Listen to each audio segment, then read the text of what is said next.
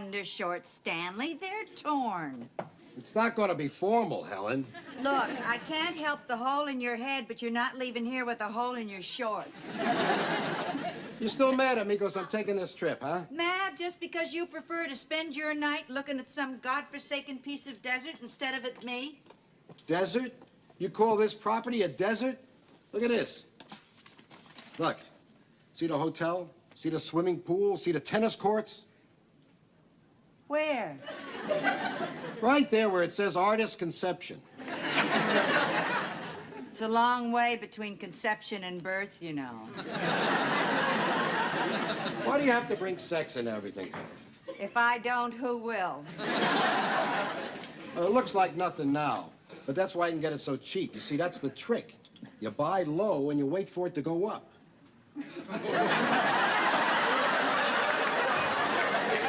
And suppose it doesn't. The trouble with you, Helen, you're afraid to take a risk. You don't have any guts. I married you, didn't I? I just want to go up there to make some money for us. Oh, come on, Stanley. I know you. You want to go up there for the free plane ride and the free entertainment. My toothbrush. They'll take you for everything you've got. Helen, I'm in the bathroom. Oh, sorry, Stanley. I only meant, well, you're such a pushover for a sales pitch. Helen, don't worry. I'm not going to lay out a penny until I'm convinced it's a sure thing. I'm nobody's fool. Oh, yes, you are. You're mine. All mine. Well, I got a couple hours till the plane leaves. How am I going to kill the time?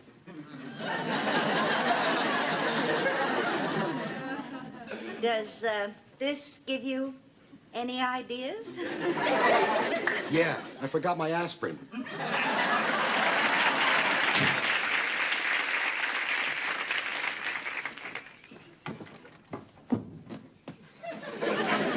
Morning. Excuse me, I'd like to ask a question, but I don't know which end to talk to. What is it, Jack? Ah, there you are. What is this supposed to do for you? Oh, well, it eases the mind, it soothes the spirit, and it firms up the body. Yeah, well, don't get too firm. I like to see a jiggle now and then. Exercises wouldn't do you any harm. Ah, this stuff's not for me. When I want to exercise, I go down to the gym, I lift some weights, punch the bag, do a couple miles around the track. Real exercise. This is kid stuff. Kid stuff, huh? I'd like to see you try it. Oh, this is going to be easy. What do you want me to do? Oh, well, let's start out with a simple posture, the lotus. The lotus. Yeah. Take one of your feet. Yeah? Lift it up with the bottom towards the ceiling and gently place it in this position.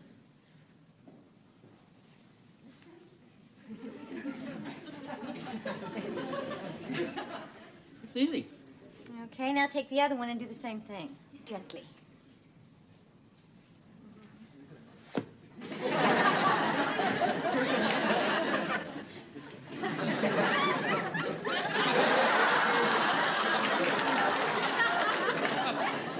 Hey, that's pretty good. Thank you. See, I told you it was easy. It's really great. I didn't think he could do it. Oh, yeah, Jack, nice going. Thank you. When does it stop? When does what stop? The pain. Okay, Janet, how do I get out of this? Oh, that's next week's lesson. No, Janet! Come here. Hey, it was easy, huh? Well, I said it was easy getting into it. I didn't say anything about getting out of it. Now, come on. All right, I'll help you. Oh, wait a minute, I got the phone. Hello? Oh, yeah, wait a minute. Hey, it's for you. Shall I say you're all tied up? Okay. Oh. Hello? Oh, it's you, Linda. How are you, baby? Huh?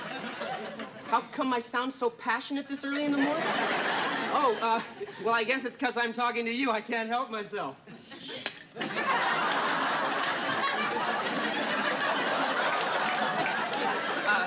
Listen, Linda, real fast. You want to do something tomorrow night? Oh, terrific. Well, look, I got to run now, okay? I'll talk to you later. Bye-bye. Here. Okay. Help me out of this, would you please? Help me out of this. All right.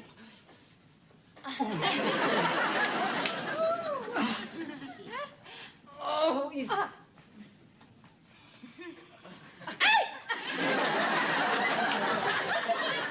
You want to make a wish? No.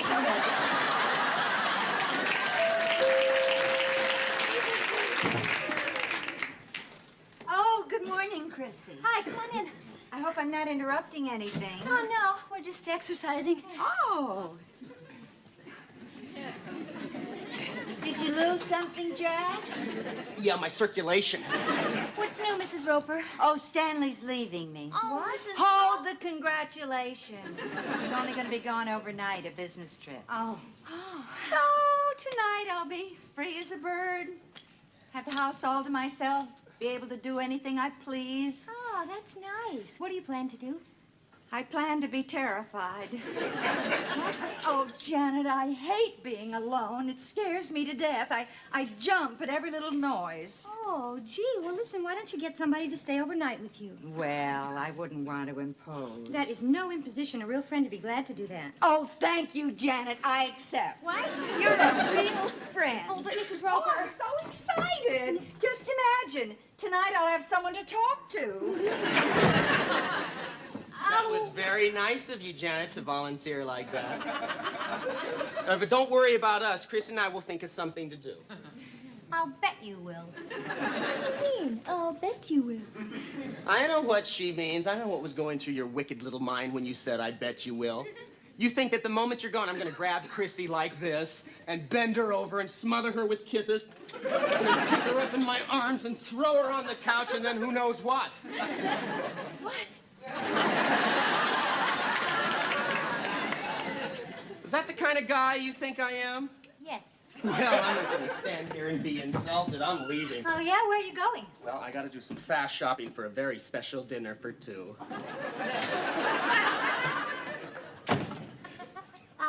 Chrissy? Maybe I shouldn't stay with Mrs. Roper tonight. No, I'm insulted. Oh, no, don't get me wrong. Hey, I have been alone with Jack before. You were never all night. Do you think I need a chaperone? Is that what you think? No, I'm just saying, don't do anything to give him the wrong ideas. Or the right ideas. Or any ideas. What? Yeah, like walking around the apartment in your little teeny shorty nightgown. Or getting too close to him, or... Oh, look, Chrissy, all I'm trying to say is, don't be yourself. Chrissy, how about a little wine and cheese before dinner? Chrissy, aren't you going to join me? Mommy!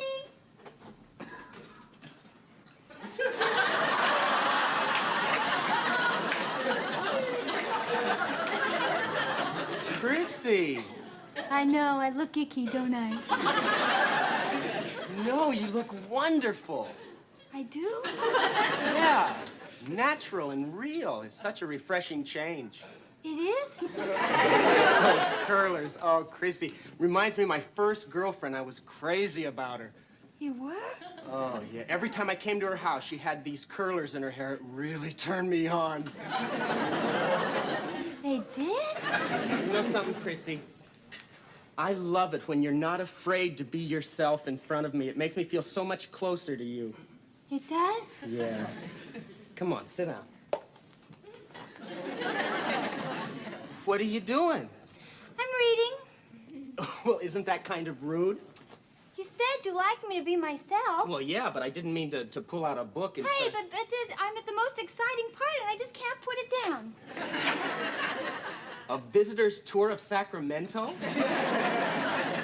Well, it belonged to my father, the minister. Preached a sermon there once. In a church.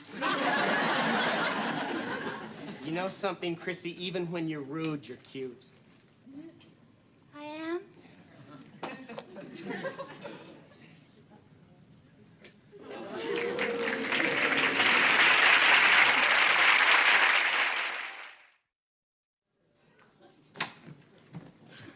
Hi, everybody. I'm home. Oh. Well. Oh, morning, Chrissy. Morning, Jack.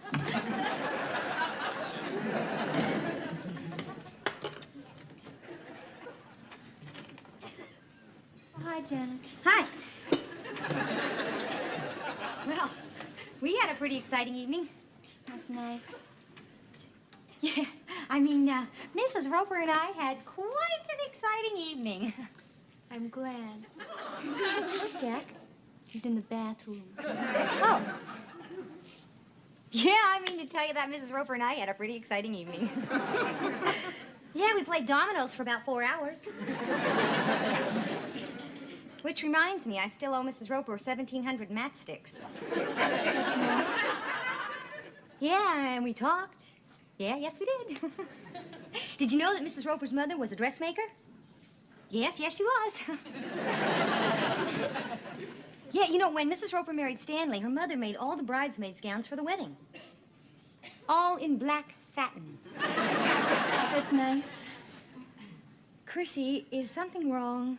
Oh, Janet, we knock it off. The last thing I need is your 3rd degree, so just get off my back, okay? Chrissy? Oh, what a beautiful morning. Oh, what a beautiful day. Hooah! Jack, are you decent? Depends on what you got in mind. Jack! Sure, come on in. Hi. Hi. Isn't it a sensational day? I feel great. The sun is shining, the birds are singing, surf's up. How was your night? Oh, it was okay, but I always find it hard sleeping in a strange bed. Oh, me too.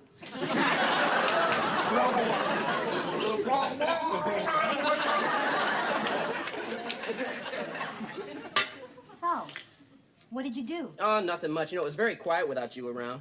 Thank you. No, I mean, it gave me a chance to get really close to Chrissy. How close? Well, you know, I know a lot more about her now than I did before. When Chrissy's had a little to drink, she really loosens up. How loose? Did you know she has a heart-shaped birthmark right on her... Yes, I did. And that she talks in her sleep? There's a bright golden haze on the meadow. There's a... Chrissy, I think maybe we should talk about last night. Oh, I can't. It's just too humiliating. Humiliating? I knew it. Oh, now, listen, Chrissy. Listen, men can really be beasts sometimes. You beast.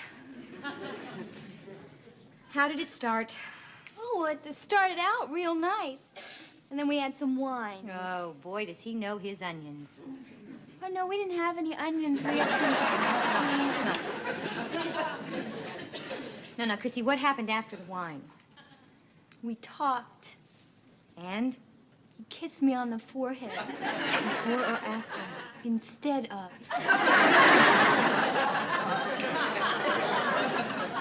Do you mean that he didn't try to... No. Not even a little... No! He just wasn't interested. Wasn't interested? Oh, Janet, do you think I'm losing my sex appeal? Oh.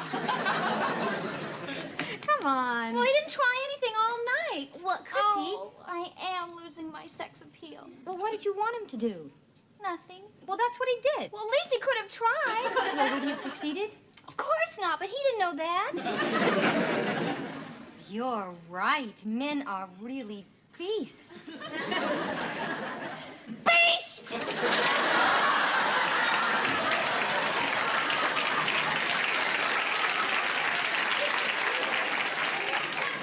It's all Mr. Roper's fault for going away in the first place.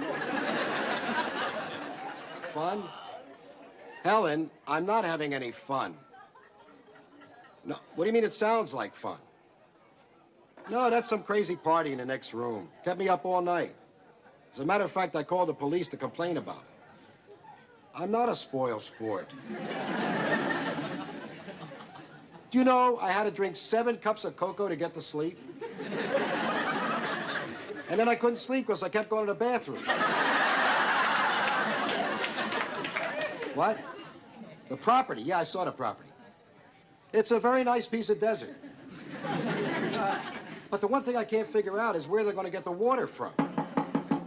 Well, hold it. Somebody at the door. Come in. Hey, Roper, what's the matter? I just found out you're not at the party. Hey, you're missing out on a swell time, right, Sherry? It's a real blast. Is that your party next door? Yeah, didn't you get the invitation? I never got an invitation. Oh, hey, I'm sorry. Oh, Sherry Lee, Stan Roper. How do you do, Stanley? Hello. Sherry, is it? Hey, Stan, come on out to the pool. We're all gonna take a skinny dip. Skinny dip? Helen, listen, I got a meeting. Mr. Crawford just came in with one of his, men. Yeah. He's the only guy on the whole plane that hasn't bought a lot yet. Yo, he's the only one that isn't bombed out of his skull. Well, we get one or two freaks once in a while. Work on it. Okay, but why do they always have to look like that? I'll be home tonight, Helen. Yeah. Okay. Bye. Stanley, could I use your bathroom for a minute? I spilled a little drinky poo on my blouse. Sure, go ahead. Say, Stan, now I don't want to scare you, but everybody's buying up those lots out there. I'm afraid they're all going to be gone unless you sign up right now. But what about the water? The water's fine. Why don't you come on out and splash around with the girls? Have some fun. I don't mean that water. I mean... Stanley! Oh, on second thought, I think you can have some fun right here, huh? Hey, listen, I'll save that lot for you. See you later, Stan. Yeah, but Mr. Crawford... Stanley! What is it? Do you have a shirt I could wear? I had to wash my blouse. But you're not wearing any... But it's soaking wet. I don't think I have a shirt in your sizes. A size. I'll take anything you've got. I don't have anything. I mean, shouldn't I... Shouldn't we? Police! Oh my God, it's a raid! Hey, Charlie, here's another one. Okay, let's go. But you don't understand, officer. I'm the one who called. That's right, Gramps. You called, she came. So let's go. Get dressed.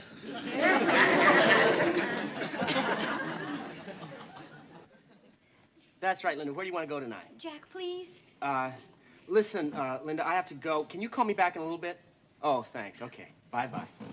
I'm sorry, thank you. Listen, Jack, I know this sounds stupid, but I think you should apologize to Chrissy. She's upset about last night. Nothing happened last night. Well, that's what I mean. Just a minute. You mean she expected me to... And she's upset because I didn't make a... Well, that's crazy. Oh, now, listen, Jack. Chrissy knows that you come on strong with every girl you meet. So last night, when you didn't come on with her, she just thought she wasn't worth the effort. Oh. With Chrissy, it wouldn't be an effort. Tell her. Chrissy, hey, I'm sorry you're upset. Who says I'm upset? Well, you always eat too much when you're upset. So I'm fat and ugly. Who cares? I do. Look, Chrissy, I'm sorry I didn't make a pass at you last night. Oh, Janet, how could you have done that? No, wait. Come here, Chrissy. Chrissy, I want to talk to you. Come here. Now, sit down, Chrissy. Look, see, I thought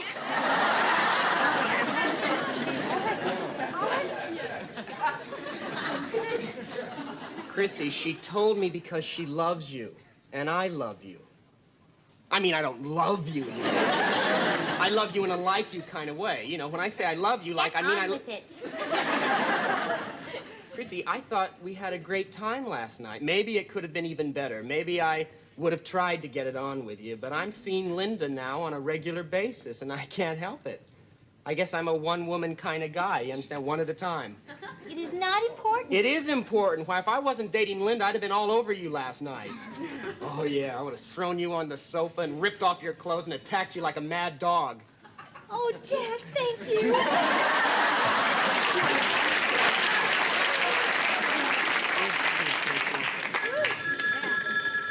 That'll be Linda again. She's crazy about me. You okay now, Chrissy? All better? Hi, Linda. Huh? Ah, Mrs. Roper. Hi, Janet. Hi. Oh, excuse me. This is personal. What? Oh, sure. What time is Mr. Roper getting home today? Oh, well, I just had a telephone call from him, and he says that he's going to have to stay in Apache Springs for 2 more days. Why? What happened? I don't know. He was very vague about it. Something about official business and being detained for 48 hours. I I just hope he checks with me before he gets everything locked up. Oh, Janet, I hate to impose, but, well, could you stay with me for 2 more nights? Oh. Well, go ahead. Don't worry about me. Remember, he's got Linda. Okay. Yeah, I'll be down tonight. Oh, wonderful. Oh, that's swell. Hey, I'll polish up the dominoes.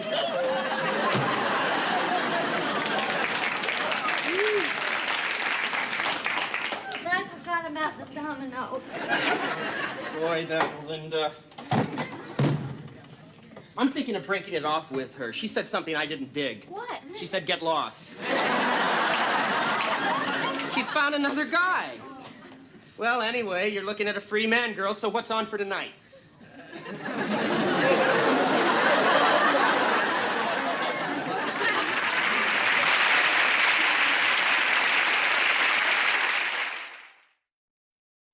Boy, Helen, it was so humiliating.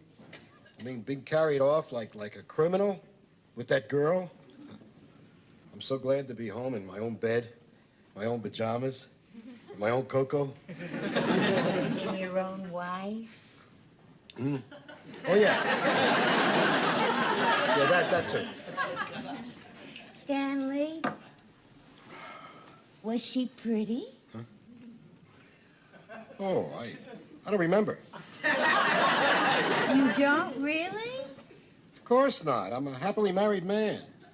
Oh, that's nice to hear. Good night, Stanley. Good night, Sherry.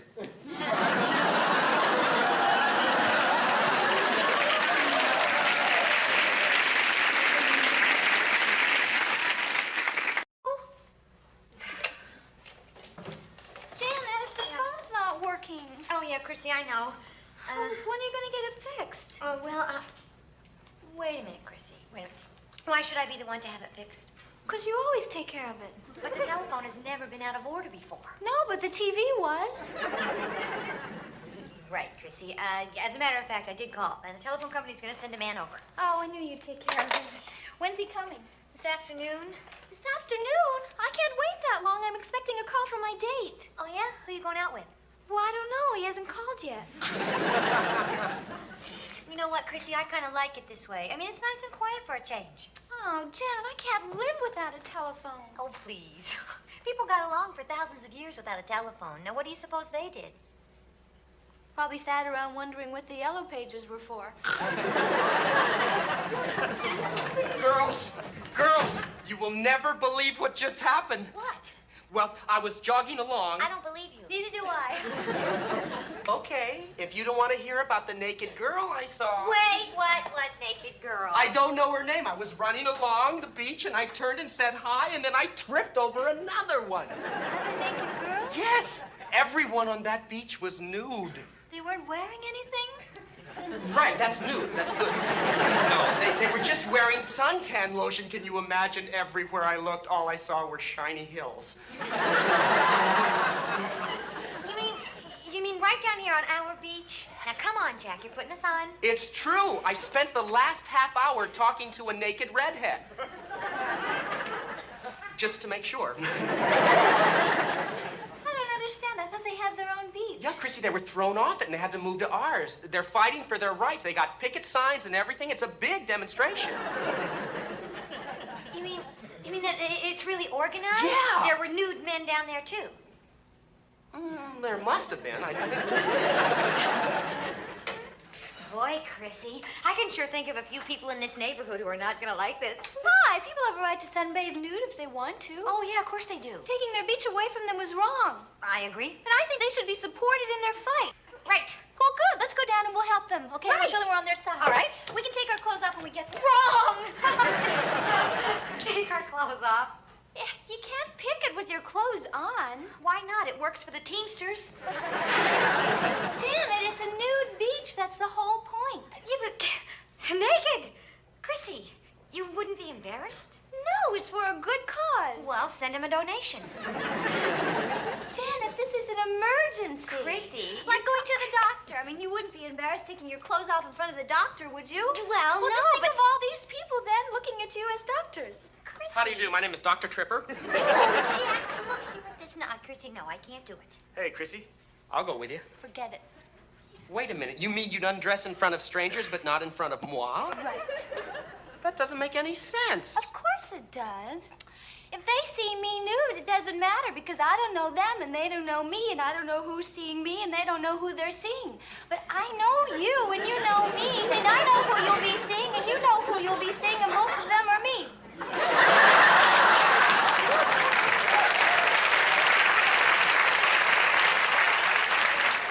See? No, I don't see. And you're not going to. I'd undress in front of you. Later, Jack, when we need a good laugh.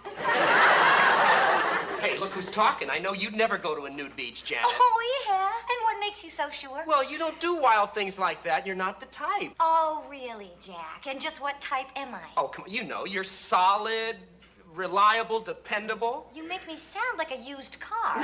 Janet, I'm complimenting you. And by the way, I love your dashboard. Oh, Jack! Wait. Listen, you. I do a lot of crazy things. Oh, yeah, like what? Well, like last night. You should have seen what I did to Roy last night. Oh, yeah? What'd you do? Well, first I grabbed him. Mercy. Yeah, and then I brought him back and I bent him deep like this. Oh, yeah? And then, Jack, Yes. I just stared deeply into his eyes. Yeah. And then I'll tell you, Jack. Yeah? I could have done anything I wanted to. So tell me, what'd you do? Nothing. Why? Well, he was foaming at the mouth, just the way you are. So I dropped him. I love it when you're physical.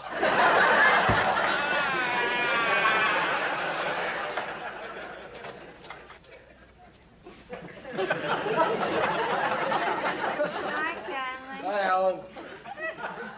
Where you been all morning? Walking on the beach? Really? We've lived here 20 years. You never walk on the beach. Well, it's time I started. See my binoculars anyplace? They're in the desk drawer. Why? Oh, I saw some things out there that I never saw before. Now, what kind of things? Shells. Seashells. Oh, I love looking at seashells. Oh, so do I. They come in such beautiful shapes. Oh, I know. Oh, here they are.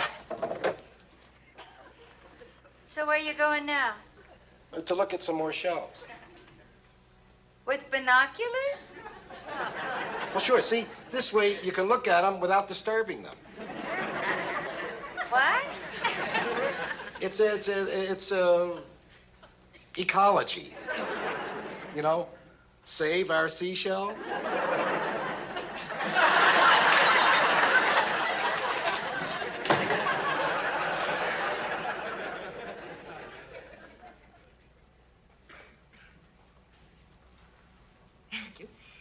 Sure. Check and mate. I'll get it. Did she win? Oh, hi there.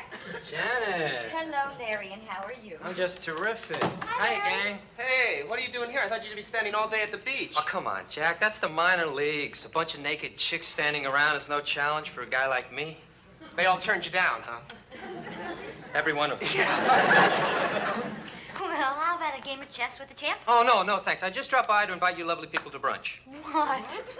Well, it is my turn, remember? How can we forget? It's been your turn for months. Yeah, I know. It's taken me this long because I've been searching for the perfect place to take all of you to brunch. What place is that? One to match my style. A cheap dump, huh? Now, that's unkind, Tripper. It happens to be a great Greek restaurant just opened down on the beach. Greek? Yeah, come on.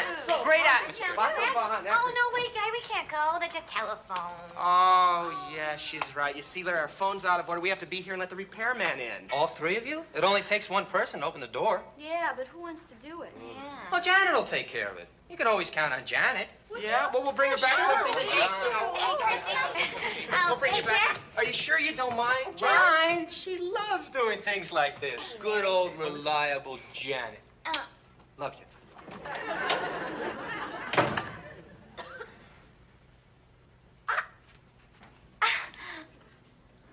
Good old reliable Janet.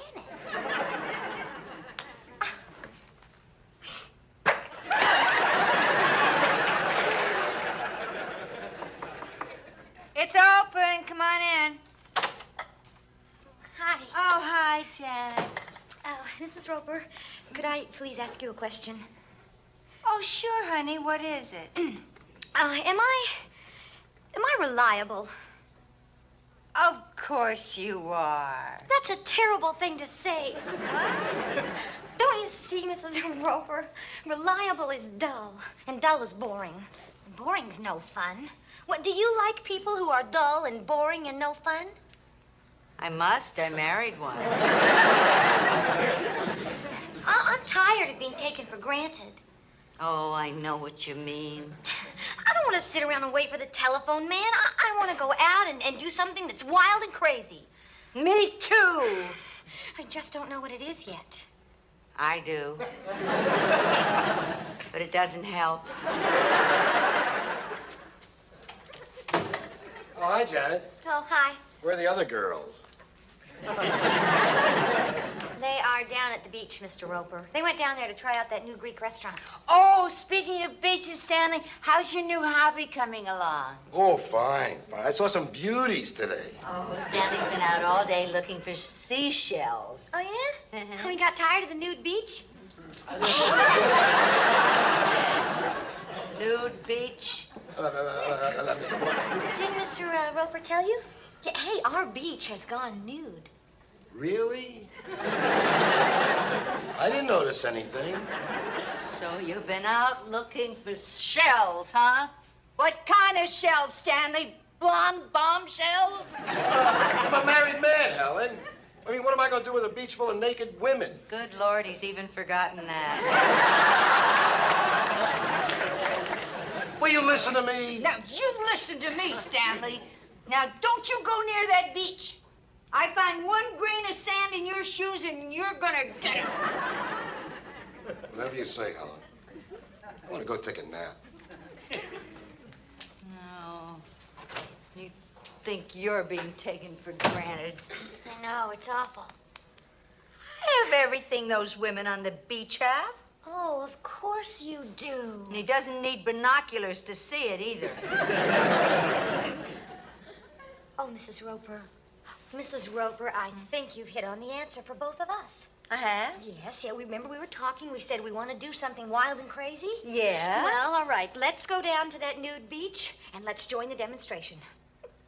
Yeah, come on, Mrs. Roper. Let's go down and prove that we're people too. Oh, Janet, that's a terrific idea. Is it?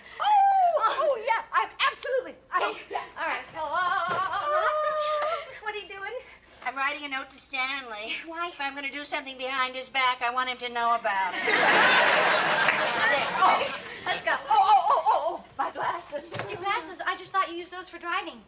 And for looking at seashells. Huh? They do come in both sexes, you know.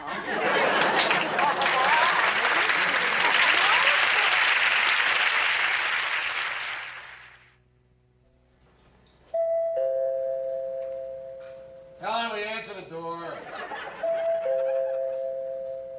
I'm coming. Coming. Hi, can I come in? Thanks. Wait a minute. I just want to use your phone. Well, I don't think I'm... Helen! I just want to use your phone to call for a ride home. You see, I was demonstrating on the beach when the cops raided us. You were one of the demonstrators? Uh-huh. In the... Nude. Why do they always hassle us? All we want to do is just live a life without hang-ups, just be open and truthful. I know what you mean. I'm the same way. Hello, Tom? Can you pick me up? It's a long story. I'll be at the corner of Ocean and Demora. Okay. Bye. It'll only be a few minutes.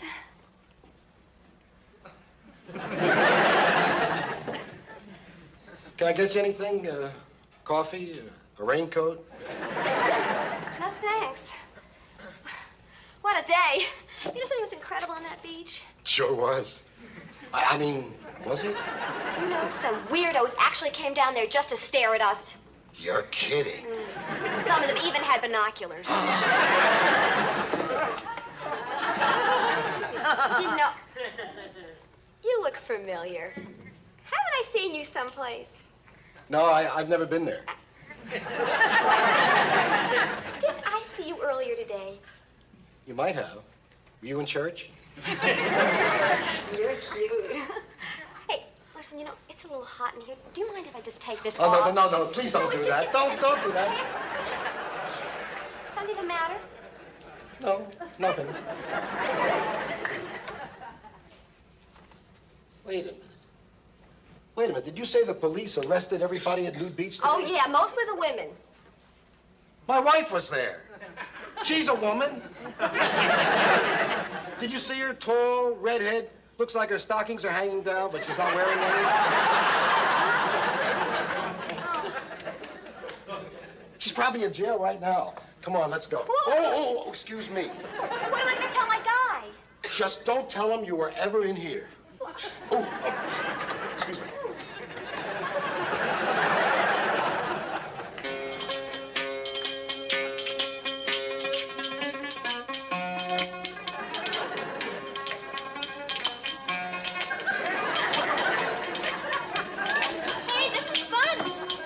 Jack? Did I tell you this place had atmosphere? Sure, but what about the food? Tell you the truth, Jack, I've been here 5 times. I don't know if they even serve food. You mean this is brunch? For some people, yes. Am I doing it right? You are if you're trying to clean off the chair. Jack, they say that every movement has meaning. They talk with their bodies. I think she's stuttering. Hey, man, huh? Oh, she likes you, Larry. Hey, look at this. Oh! Real class. Cannot take them anywhere. Thanks What's a the lot. matter? You get a little... Hi. No, thanks. No. Oh, No, I'm with you. I'm just, I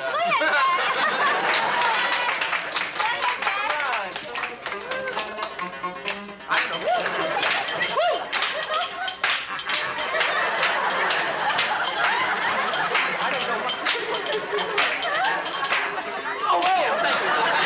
I'll be over here if you need. hey, you were good. Why did you stop? She shoots from the hip. Huge strawberry. Chrissy, Larry, am I glad Hi, to see Mr. you? Roper. There's something happened today at the Nude Beach. What was that? What is it? What's going on? She wants you to dance with her. Who?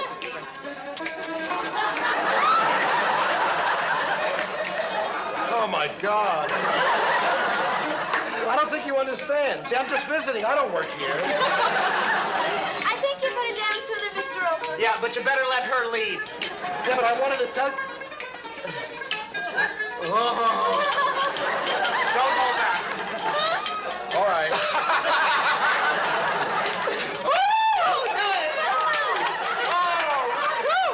Shake the booty. Be happy. Bravo. Not bad, huh? What did you want to tell us, Mr. Roper? Oh, they raided the Nude Beach today. They did? And that's not the worst part. Helen and Janet were there. What? They thought? They weren't. They're probably in jail right now. Come on, we gotta go get them out.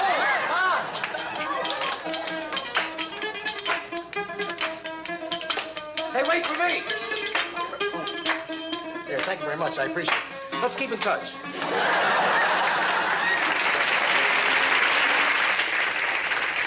Boy, that police station sure was crowded with nudists. I know. Every time they sat down, it sounded like a round of applause. Well, at least the police gave them blankets to cover themselves. Yeah, but did you notice the great-looking girls got all the moth-eaten blankets? Oh, you would. But why weren't Helen and Janet there? Well, maybe they didn't go to the beach after all. Well, then where are they? What was that? What was what? That... Fantastic. How'd you do that? Stanley, over here. how'd you get up with... Don't come any closer! I'm not decent. I know that. I'm your husband. I mean, what am I going to see that I haven't seen before? Me! Hello, everyone. Could someone get us something to cover up with, please? Yeah, I'll get you something. You've got no clothes on? What are you doing back there anyway? Giving the azaleas a thrill. Where are your clothes? We left them on the beach. When the police came, we just took off. But that's 3 blocks away. How'd you get here from the beach? Faster than you can imagine. Well, why didn't you just go right in the house? The door's locked. You don't have a key? Where would I carry it? Well, I really admire you, Janet. You do? Yeah, I mean, here I was the one who was talking about stripping for a good cause, and you're the one who went out and did something about it.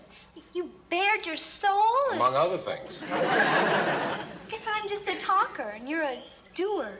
Hey, it's not too late, little Chrissy. It's not? No. You want me to hold your clothes for you? No, I'm sorry. Jack, come on, it's no joke. Hey, Janet, I'm sorry. No, Jack! Sorry, I forgot. Okay, here we go, the towel man. Here's one for you, Mrs. Thanks, Roper. Larry. And one for you, Janet. Larry, you threw that high on purpose. Well, it was worth a try. I'll see you later. All right, Larry. Bye, kid. Oh, look here.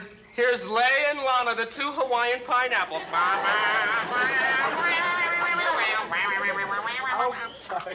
Boy, I wish I had the nerve to do crazy, wild things like that. Oh, well, Chrissy, you know, it was really nothing. I just decided that from now on, nothing is gonna faze me. Boy, that Larry should get some new towels. Either that or sew up those gaping holes in the back of this one right there. All right, Alan, let's go. Next time you want to take your clothes off and run around, make sure it's in our apartment. Oh, Stanley, do you mean it? But just warn me ahead of time. I'll go to the movies or something.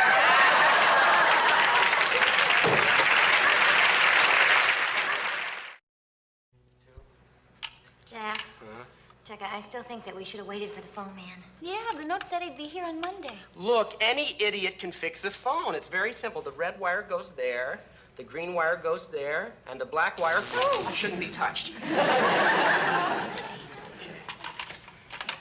Okay, hang it up. I'll hang it up. All right. Now, who wants to make the first call? Somebody's calling us. Hello? Hello? Hello? I can't hear anything. Hello? Maybe it's not for you.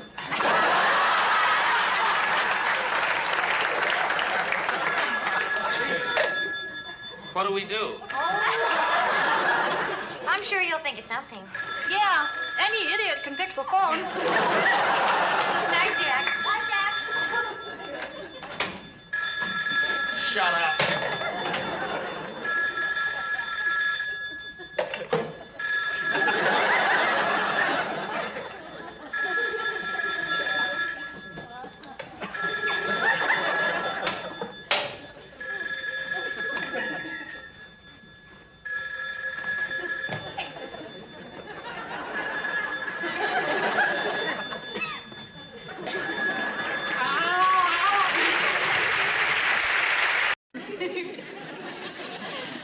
Chrissy, what shoe are you wearing?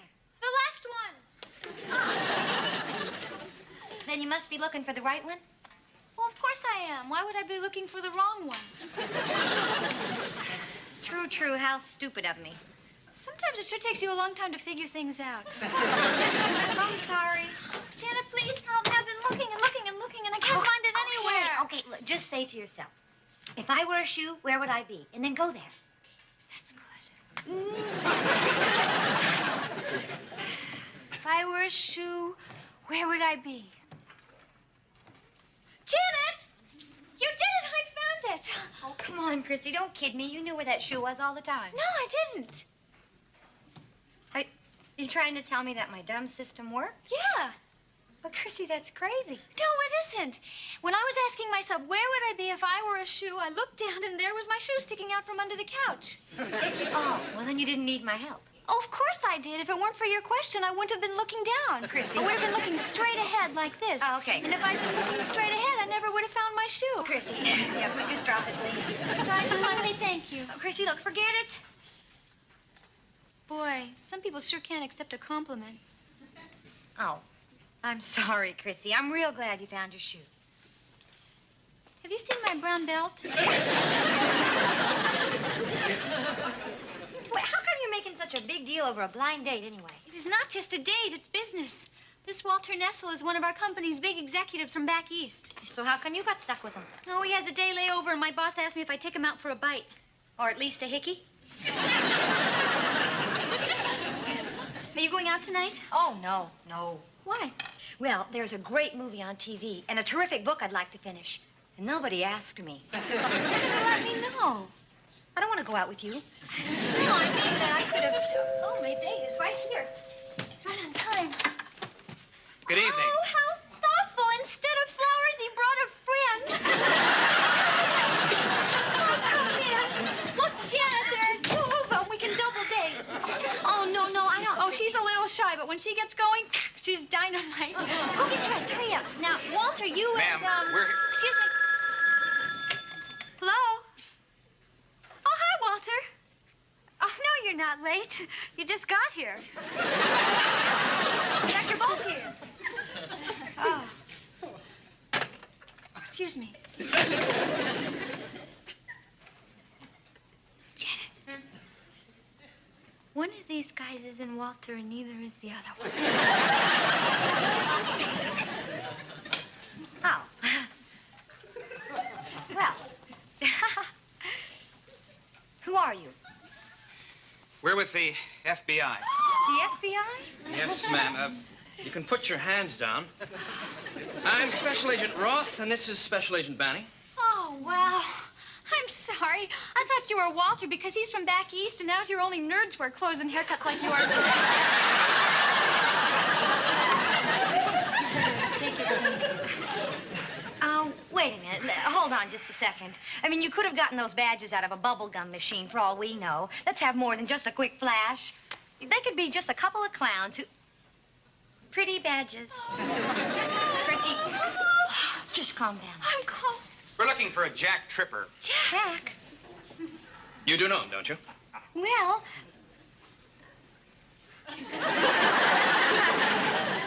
Does anybody really know anybody? But he does live here.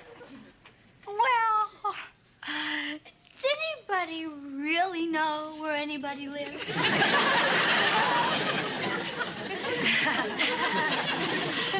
Well, is he home?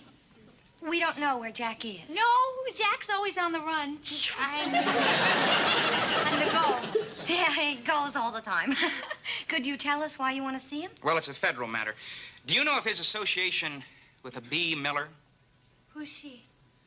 Benjamin Miller. What a weird name for a girl. She's a man. Well, I'll have Mr. Tripper call this number when you see him. Okay.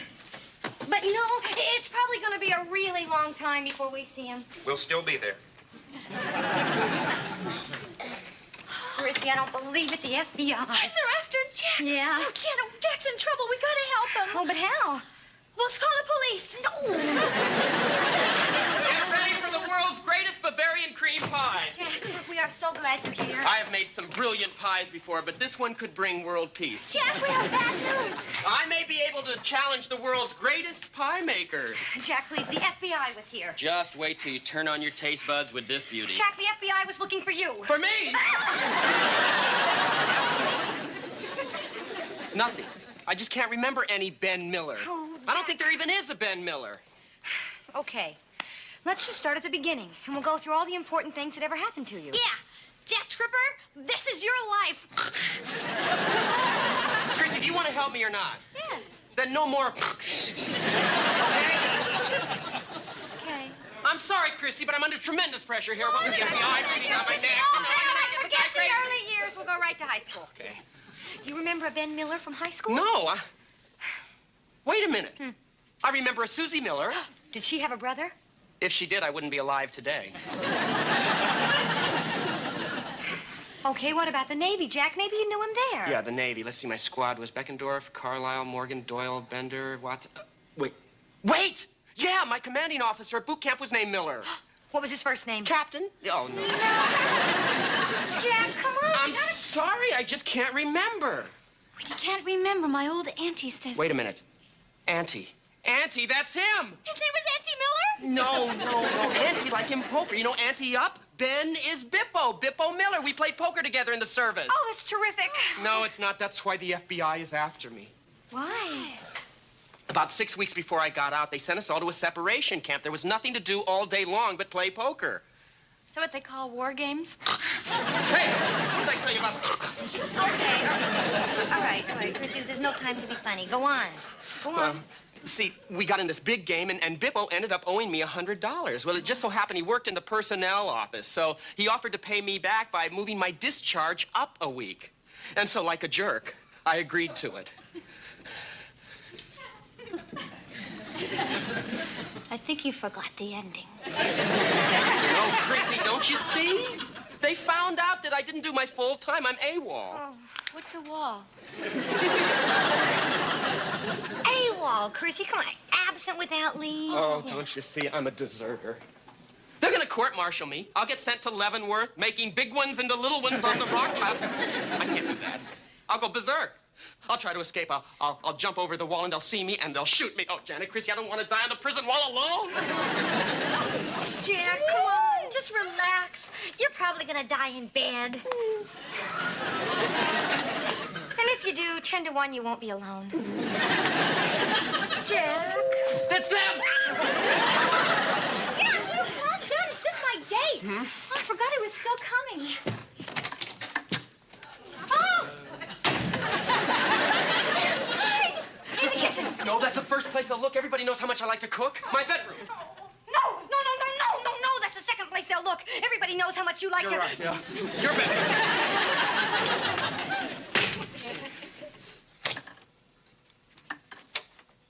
Why did you slam the door in our faces? You see, I wasn't sure that I was decent, so I took a quick look, and I am. Come in. Has Mr. Tripper come home yet? Well, you know, we have so many people living here that there's just always somebody coming in and going out. Sometimes I don't even know who I'm sleeping with.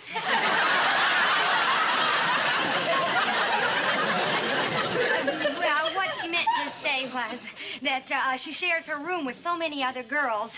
You know. What time do you expect him back? I'm telling you, we just don't know. It could be days. Weeks. Well, in that case, we'll come back. You still have our card. We'll see you at Jacket's at the minute you leave. On second thought, we'll stay. Well, in that case, sit down.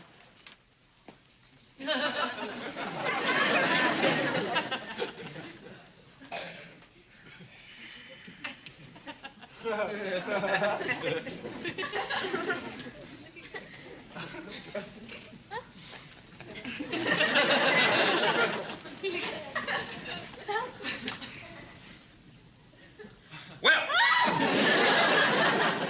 as long as we're waiting, I'll get a little information on each of you.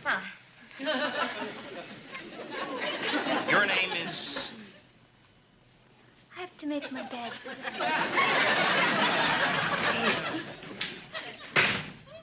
She's very neat.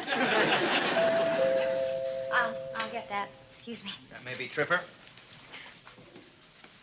I could... Okay. Hello? Oh, hi, Chrissy? Oh, no. I'm Janet. Please come in. Oh, fine.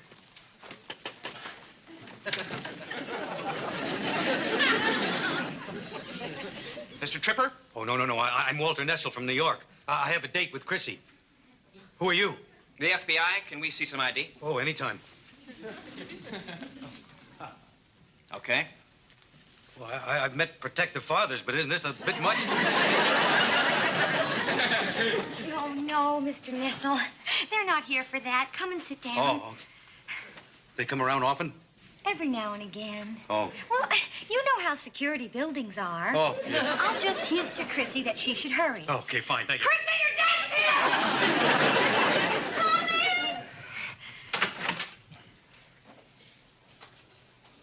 Oh, so you're Chrissy. No, silly, I am.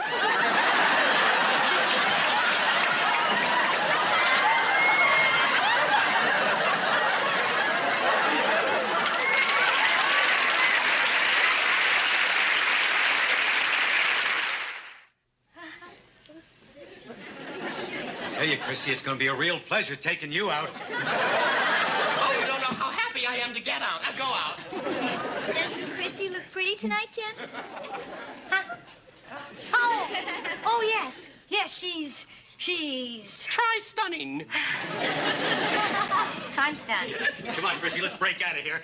Just kidding, fellas. Excuse me, Chrissy. Not now, Janet. Gotta run. Pardon me, dear, but your zipper's open. No. In the back.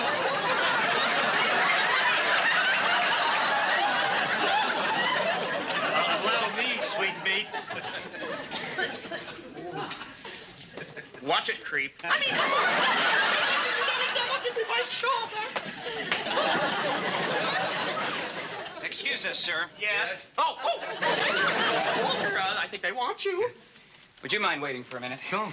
I'd like to ask the young lady some questions. Boy, shame on you. Walter saw me first. Be good sports. Chrissy, these men are the FBI. Ooh, how exciting. G-men. No, F-men.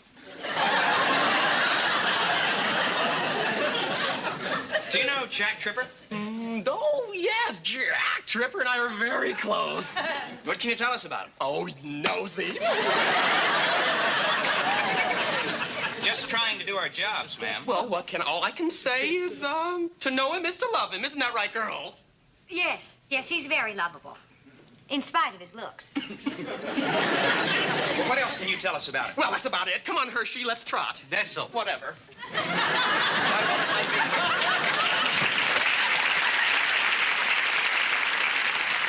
You know, this is very strange. I've just met you, and already I feel so comfortable with you. Just like I'm one of the boys, huh? Oh, no, you're all woman. Oh, boy, are you in for a surprise. I'm not the kind of girl who kisses on the first date. Hey, fantastic. That means we can get to the good stuff right away.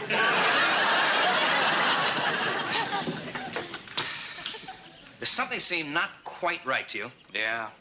There's definitely something fishy about that Nessel guy.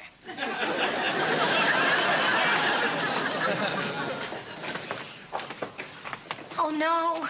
They're following Jack. I don't blame them. He's pretty and he even knows how to cook. Come on, Chrissy, we better go warn him. Wait a minute, isn't it against the law to follow the FBI? Oh, come on.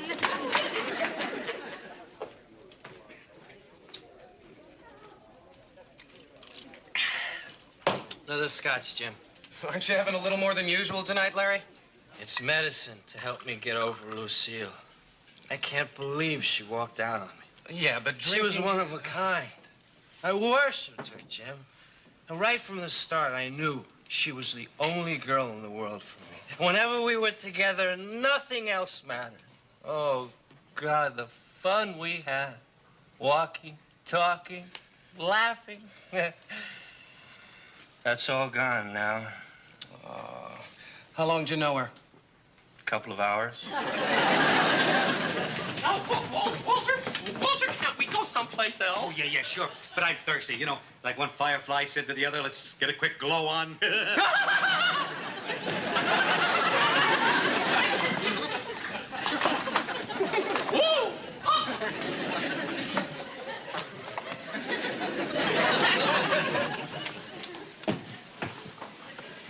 You are my kind of girl, Chrissy.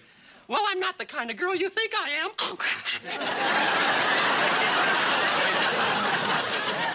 Let's get something straight. I am not a one-night stand type of guy. Ooh. Right now, you and I are at level 1. I mean, I like to spend a couple of weeks, even months, getting to know a girl before I try anything physical. That's level 2. Well, it's such a shame you're leaving in the morning. I know. Think we can get to level 2 by 6 o'clock? No, Walter, be patient. You're going to go right through the roof a lot sooner than that. Oh, boy.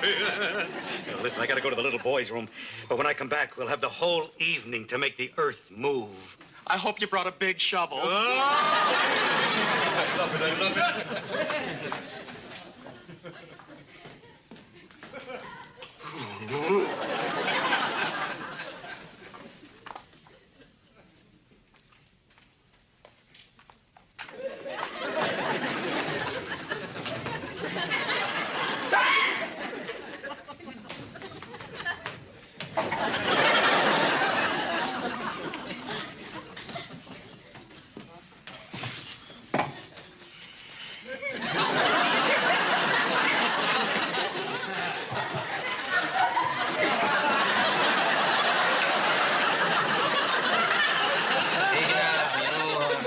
You shouldn't hide all that beauty, sweet thing.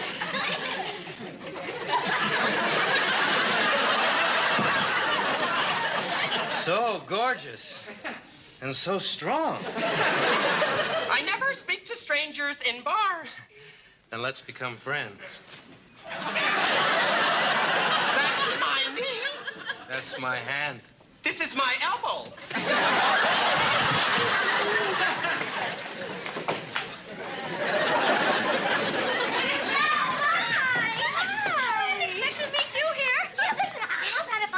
Picks up the tab for a change. Buy us a drink. Oh, Wilbur, Oh, just this once. Who'll know? Come on, sit down. Come on, here. This will be so much fun.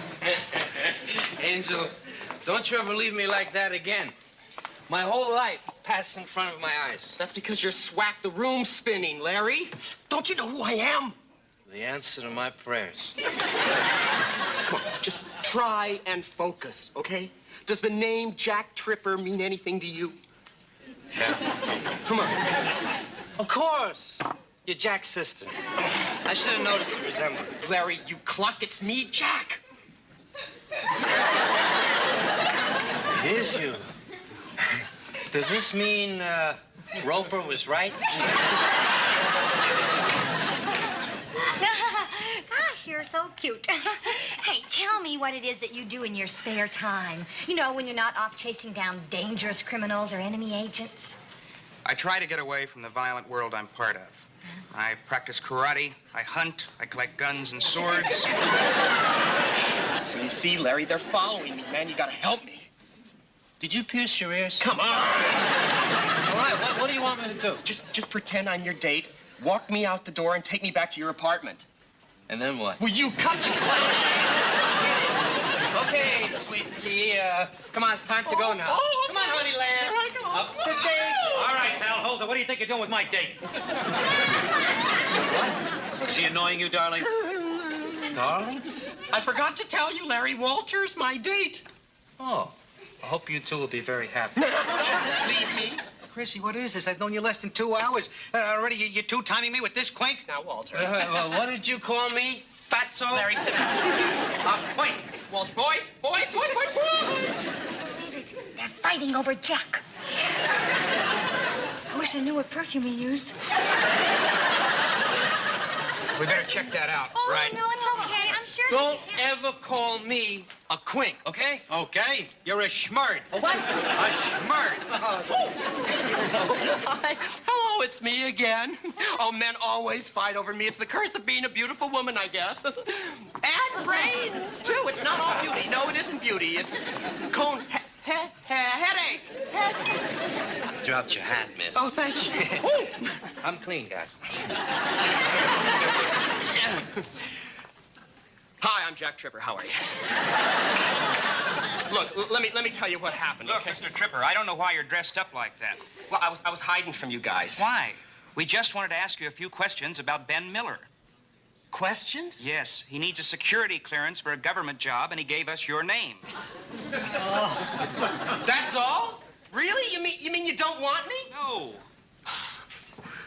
I wanted you.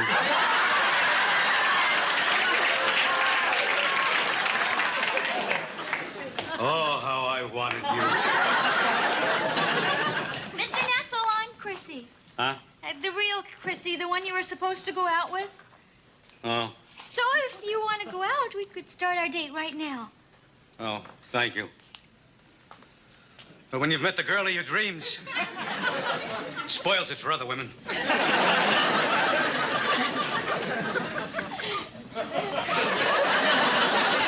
Eat your Blondie.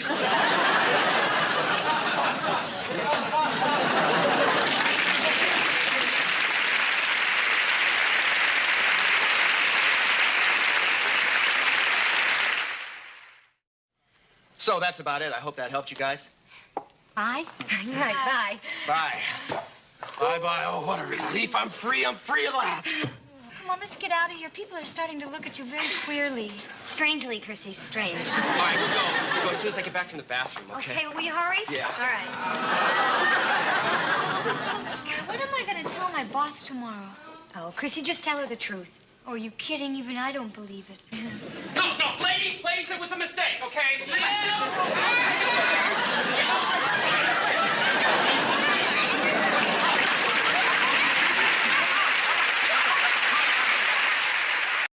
Oh, boy, Chrissy, look at that. Aren't you glad we shampooed the carpets? I sure am. I can't stand a rug with dandruff. I'll get it. Hi there, come in. On the paper, we just shampooed our carpet. All right, sure. Hi, Jack! Larry's here! Be right with you, Larry. Sit down. It is almost post time. I hear you talking. Let me see that paper. Here you go. So you guys are going to the track, huh? Oh, yeah, Larry invited me. He's got a couple of passes. Yeah, I've also got the horse to bet on. It's been handicapped by all the experts. You're gonna bet on a crippled horse? No, Chrissy. Itchy finger. It's a sure thing. I've also got the daily double. What's the daily double? Oh, the daily double, you see, Chris, you bet on the winning horses of both the first and second race, and it's a little complicated. Yeah, but you can win a bundle. That's right. Oh, yeah? Well, I'd like to bet on that. Jack, would you for me? Sure, Chrissy. Oh, Got good. your finger in the first in a second. Let's see. Here's $1. Chrissy, honey, I think that the minimum bet on the daily double is $2. Oh, well, then I'll just bet on the daily single. Here, I'll give you the other $1. There. Oh, thanks, Janet. Sure. Jack. Thank you, Chrissy. Okay, here you go. Here are the entries. Take your pick. Let's see. Oh, look, here's one in the first race called Nanny. Aw, isn't that nifty? Nanny, come on. That's a 20-to-1 shot. I don't care. When I was a little girl, whenever I used to suck my thumb, I'd go, nanny. Well, you just can't beat the scientific method. Would you boys please let her pick her horse? Got anything that hot in the second race? Oh, here's Tilly's Dream. Well, all right, okay. That's the favorite. Oh, when I was a little girl, I had an Aunt Tilly who lived in Chicago in an apartment on the second floor. Hey, second floor, second race. Now, there's a certain logic in that. Okay, Chrissy, so in the second race, you want Tilly's Dream, right? No, I want Broken Elevator. What? When we'd go visit my Aunt Tilly, we always had to walk up the stairs because her elevator was always broken.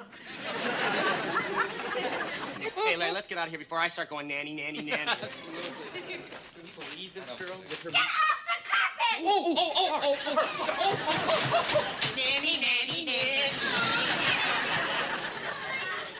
Girls, Janet, Chrissy, where are you? Jack, how'd you do? Not until Chrissy gets here. Chrissy? Yeah, what is it? All right, hold on to your hats. Nanny came in. Where? In the first race. Nanny won the first race. She did. That's wonderful. Oh, that's nice. That's not all. Broken Elevator also came in. Oh, that's nice, too. Chrissy, don't you understand? You hit the daily double. You are the proud owner of 1,637 hurt me dollars. I think that's what we got to her.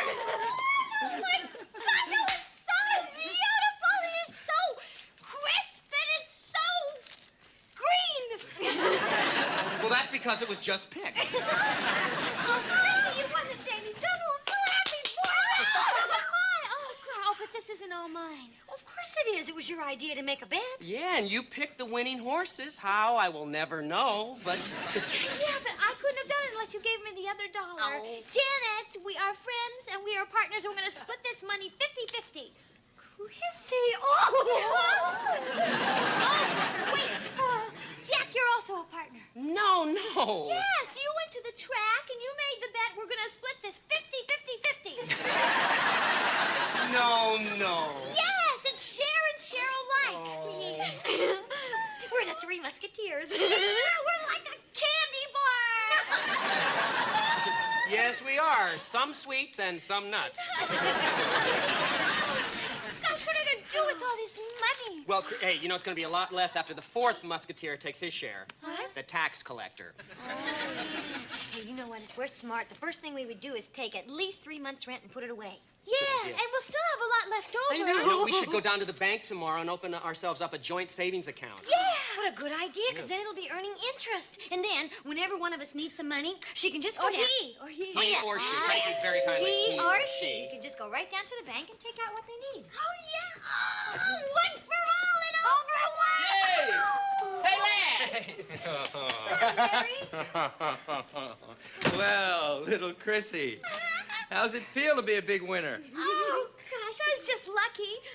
That's what I keep telling myself. Say, Chrissy, I'm going to the track tomorrow. Just for kicks.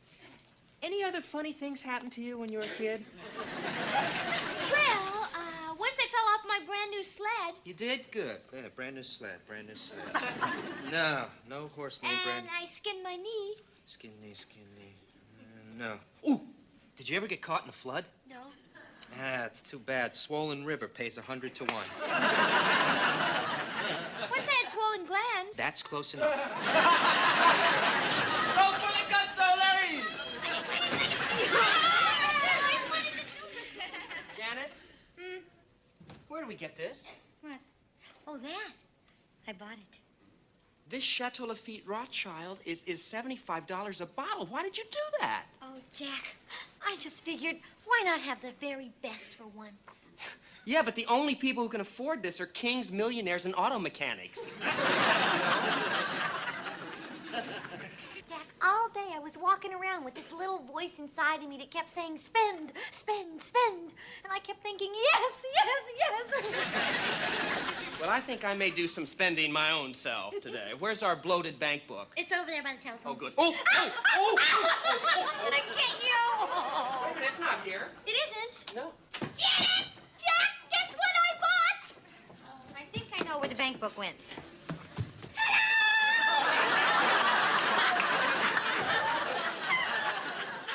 Chrissy, where did you get this thing? Oh, isn't it great? I've always wanted an animal in the bedroom.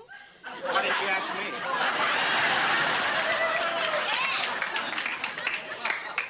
Well, it's big, isn't it? Yeah, I bought it for all of us. Oh, good. Just what I've always wanted. Chrissy? Don't you like it? Chrissy, how much did you pay for it? It cost $200. Chrissy! You spent $200 to buy that dumb thing? Well, you said that anybody could buy whatever they wanted whenever they wanted. Well, yes, Chrissy, but before you went out and spent $200 on a thing like that, we should have talked it over. Yeah, I wish you would have thought of that, Janet, before you spent $75 on a bottle of wine. You spent $75 on a bottle of wine? Chrissy, $75 on wine is a lot better than $200 on a stupid toy. Okay. Let's just forget it, all right, girls? Chrissy, may I please have the bank book? Okay. Wait, what do you want it for? I want to buy a new jogging suit. What? Jack, don't you have one that is practically brand new? So what? I want to buy another one. You're just doing this to be spiteful. No, just to get even. You two go out and buy whatever you want. Why can't I? Look, Jack, I only spent $75. She's the one who spent $200. Oh, well, at least what I bought is cuddly and forever, not just a bottle of squash grapes. Squash? Oh! Now hear this! This is my wine, and nobody drinks it but me. Oh, yeah? Well, then, this belongs to me, and nobody touches it but me. Right! I'm going out and buy a very expensive jogging suit, and nobody zips it but me.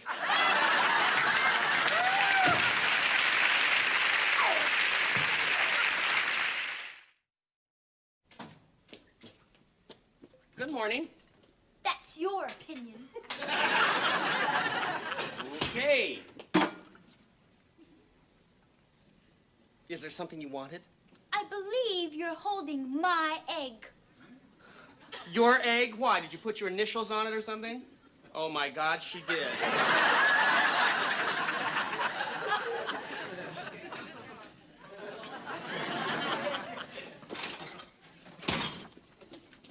Good morning. Forget it. Janet, if I were you, before I pour that orange juice, I'd check it out. Chrissy might have put her initials on it. Come on, Jack. How could she initial orange juice? When it was frozen.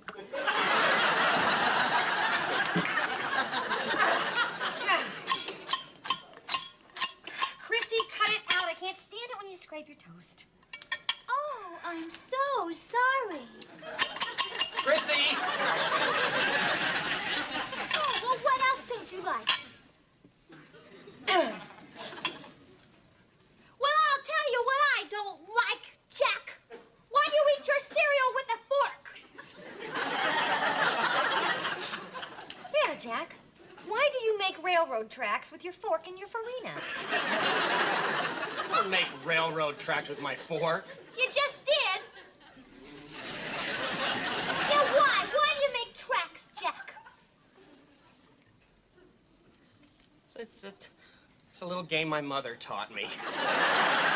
See, what you do is, first you draw the tracks, like this, and then you go, shoot, shoot, shoot, shoot, shoot, shoot, shoot, shoot, shoot, shoot, shoot. Shoot, shoot, shoot, shoot, shoot, shoot, shoot. See, all gone, I ate my twain.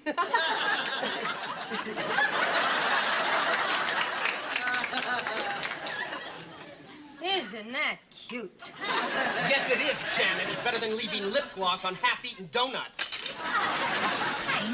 Just a minute, Buster. I do not leave lip gloss on a half-eaten donut. She's right. That's right. I do. Speaking of things we can't stand, Chrissy, have you ever once considered putting the cap back on the toothpaste when you're finished with it? Oh, a little runs out. A little?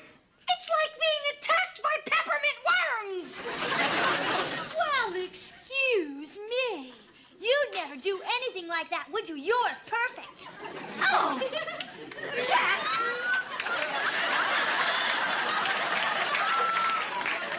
What? What do you want? Do you think I'm perfect? Yes, Janet, I do. A perfect pain, and would you like to know where? No! I think we'd better just stop having this conversation. Maybe we should just stop having any conversation. Fine with me! Me too! Oh!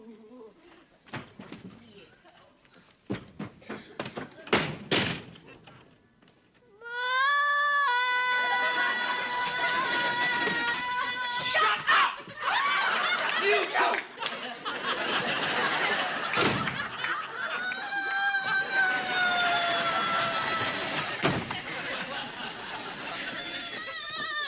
Hey, Chrissy, what's wrong? Oh, Larry. Oh, there.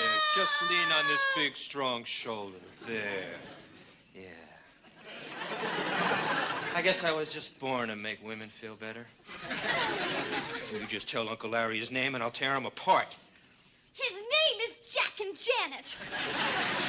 Oh, Larry, everything's gone wrong. Oh, I feel awful. Awful? After all that Mazuma, you wanted to track? Oh, that's just it, Larry. Ever since we got that money, we've been fighting and bickering. And what's wrong with bringing a giraffe home?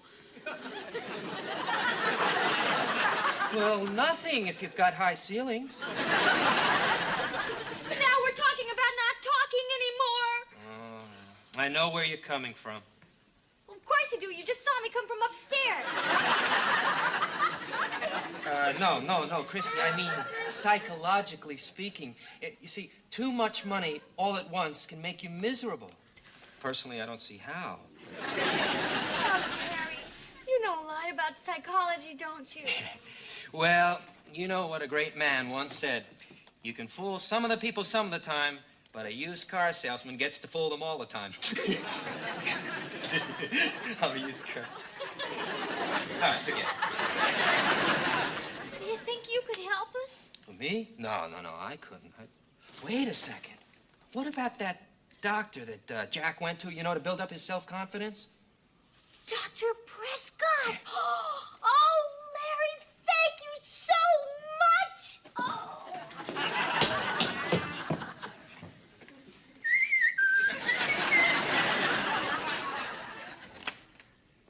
I told you this place looked familiar. Didn't I say that this place looked familiar?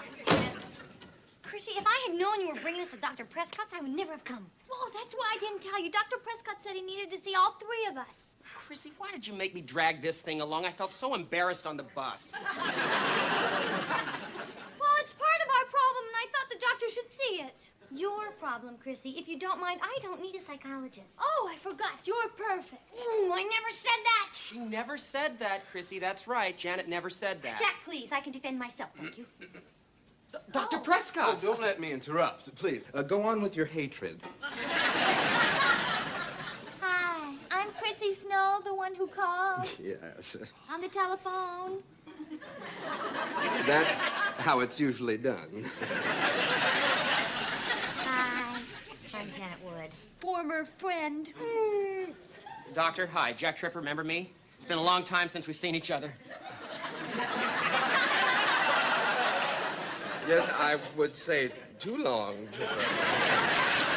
I made him bring that. Oh. Yeah, that's the thing that started all our fighting. Well, I like him. I like him. Well, it's hard to believe that this cute little thing could get anyone angry. Oh, yeah? Wait till she tells you that she spent $200 for it. $200 for this? You see that, Chris? Even the doctor thinks it's ridiculous. Yeah, of course he does. Well, now you're all ganging up on me. I'm sorry. It is obvious that the three of you have some very heavy hostility. I'm glad that I was able to make available the entire afternoon to you. Well, I just pray that you can help us. Please, I'm not a god, although I am as close as you can get in a human being. Why don't we all just sit down and let's get to work? I'm ready. I'll try it. Go ahead. Tripper, suppose we start with you. Go ahead, just say anything off the top of your head. Hair. Girls, Hair. decorum. You don't have to be that literal, Tripper. I mean, what comes to mind when you see this animal? How do you feel? I feel angry. Good. Angry because Chrissy didn't use her head. Good. Now, how do you think the animal feels about all this? Yeah. It's just a toy. It doesn't have any feeling. Well, for our purposes, suppose it can. Now, I want you to go back to the beginning in the store. Go ahead. Now, I want you to give the animal a voice. Look at him. What would he sound like to you?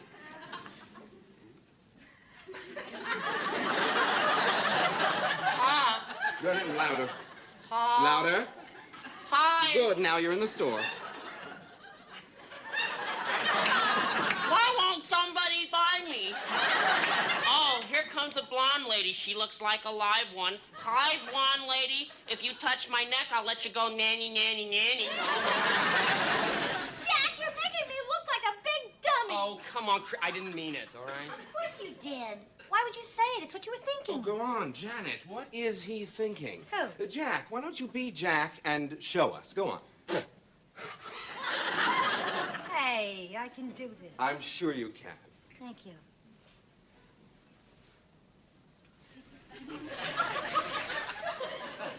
Hooah. Excuse me. I'm Jack Tripper, God's gift to women. I am not. Well, maybe a little. I'm a real together kind of guy, you know. Only I do take my fork and make railroad tracks in my farina and go choo-choo-choo when I eat it. You do that, Tripper? Well, oh, gosh. I used to play dive bomber with my mashed potatoes. Meow. All gone. Doctor, as long as we're just sort of spilling secrets around here, what do you think about someone who criticizes everybody all the time? I do not. I mean, who? Oh, yeah. Jack, stop eating your cereal with your fork. Chrissy, don't scrape your toes. He's right, Janet. You're not perfect. I never said I was. You said it, Chrissy. I don't care if I said it. Well, you said it. Just a minute! Didn't you have all these little irritations and annoyances before?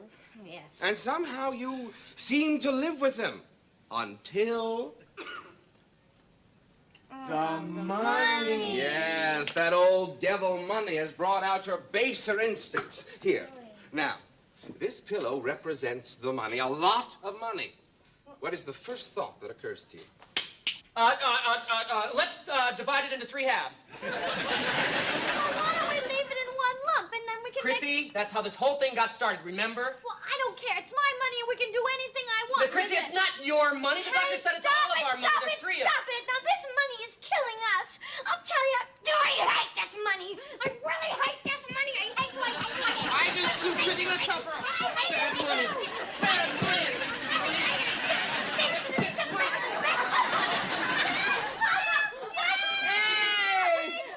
We killed the money!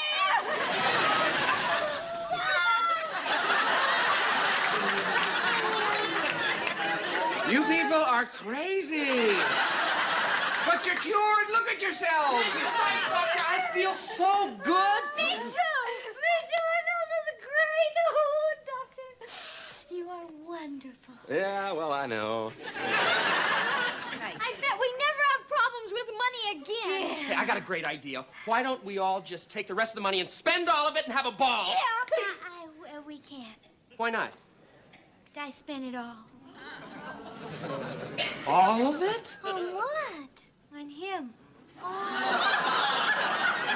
our money on him? Well, you would be surprised at what I charge for a whole afternoon.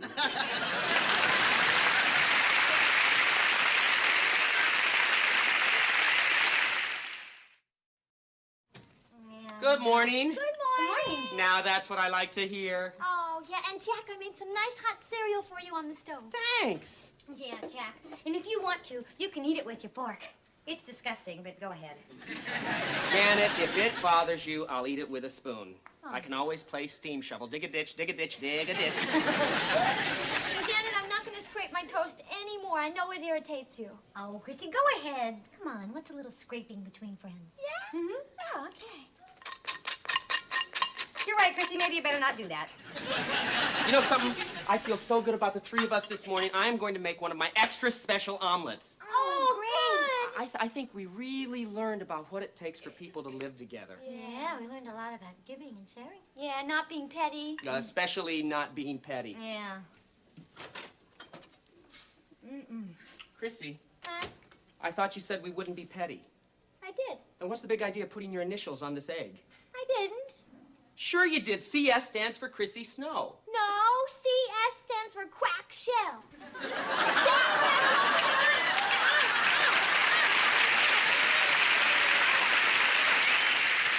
Thanks. I'm going to bed in a minute. How about you, Janet? No, Jack. I started my diet today, remember? Oh, yeah, that's right. I'm sorry. I didn't mean to tempt you. Oh, come on. You didn't. Don't worry. What kind of sandwich? Sardine? Ooh, thank you, Jack. You just got me through the first day of my diet. Oh, no, the poor little fish. Cindy, how can I eat with you feeling sorry for my sandwich? I'm not. I just remembered I promised Mr. Furley I'd feed his goldfish while he's gone. I wouldn't want him to come back to a bunch of dead, smelly fish. Somehow, I'm not too hungry anymore. Ugh. Stop looking at me like that. Hey, Jack. Yeah? How come you came home so early tonight? Well, you think I could stay out and have fun with my 2 poor little roommates home alone on a Friday night? Oh, Jack, that's real nice. But every once in a while, a girl likes to spend a nice, quiet evening at home. She can wash her hair, write some letters, take care of personal things. You know what I mean? Sure, Janet. I couldn't get a date either. Oh. Touchy, no wonder you couldn't get a date. Oh. Temper. Don't you dare. Mrs. Roper! Yeah!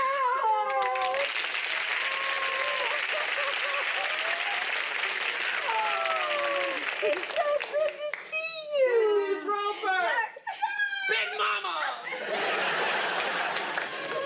It's so good to see you. Oh, I've missed you, kids. Oh, golly, how have you been, Mrs. Roper? Fine, just fine. And Mr. Roper? Who cares? I don't care if I never see him again. Oh, come on. You don't really. No, need Jack. Janet. No, Janet. Mrs. Roper, they're be that bad.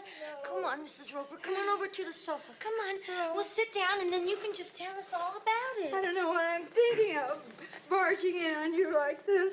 Oh, we don't mind, do we, Jack? Of course not. Oh, I knew I could count on you, kids. Hey, what are friends for? My bag's outside. Would you get it, Jack? You're staying? Of course she is. What are friends for? Go get the bag. Get the bag. I was so upset. No place to go, no one to turn to, and then I thought of you, kids. Oh. Lucky us. Oh, Jack, I'm sorry. Are you hurt? Oh, no, it's just a simple fracture. Oh, just to think, Jan, I mean, you realize this is our 25th anniversary. Wow, how wonderful. Happy anniversary. Oh. Mrs. Roper, this is Cindy Snow. She's Chrissy's cousin. Figures. Cindy, honey, sit down here. And Mrs. Roper, you just relax and tell us what happened. Well, all I wanted was for Stanley to take me out someplace romantic, you know, maybe a few cocktails, a candlelight dinner, dancing, and then maybe afterwards. Well, that isn't too much to ask on your 25th anniversary, is it? Not at all. I would have settled for the afterwards. So where did you go? Oh, somebody gave Stanley 2 tickets to a bowling banquet. Well, I agree, Mrs. Roper. That doesn't sound too romantic. But you could still have a good time. How? He decided to invite one of his bowling buddies. And... Oh, Jack, why don't you put that bag in your room? What? Yeah. Mrs. Roper can stay in your room. You can sleep on the couch. What? Oh, no. Oh, I couldn't. If you could just point out a cheap little motel in one of the seedier neighborhoods. Sure, no problem. You go 2 blocks east, Mrs. Jack. Hey, wait a minute. Why can't she stay at Mr. Furley's apartment? He's away for the weekend. What a wonderful idea. Well, that's your old apartment. That's perfect. Let's go, Mrs. Come on, I'll take you down. Well, are you sure it's all right? Oh, I'm sure he wouldn't mind a bit. You okay there? Come on, and listen, this way you can get a real good night's sleep, and then in the morning we will patch everything up with Mr. Roper. Oh, no, we won't. I don't even want him to know that I'm here. Yeah, but won't he be worried? Yes. It'll do him good. He's taken me for granted for too long. That's right, Mrs. Roper. Just let him think you're out there having a good time with somebody else. Janet, I don't think you should be buddy man like that. Oh, you mean make him jealous? No, she didn't mean that. Yes, I did, Jack. Oh, and you hey. just tell me why not. I mean, that's like what that. you did. I really like that. Make him jealous. Make him see how attractive I am to other men. Yeah. What other men? Well... Oh, Mrs. Roper, come on. That's not going to be a problem. Janet, I don't think. I know you don't, Jack. That's why I'm doing the thinking. Come on, Mrs. Roper. I'll take you on down. Janet, Here, give me that, Jack. No, give me that, Jack. Give me the pack. Boy, I don't blame Mrs. Roper one bit. If my husband forgot my anniversary, I'd break every bone in his body. Cindy, you'll probably do that on your wedding night. I'm only kidding. Listen, I'm tired. I'm going to turn in, okay? Me too. Yeah. After you. Good night. No. Remember? Left, right. I know. Remember we worked on that? It's like, good. Oh, fine. Good night. Mr. Roper. Hi, Dad.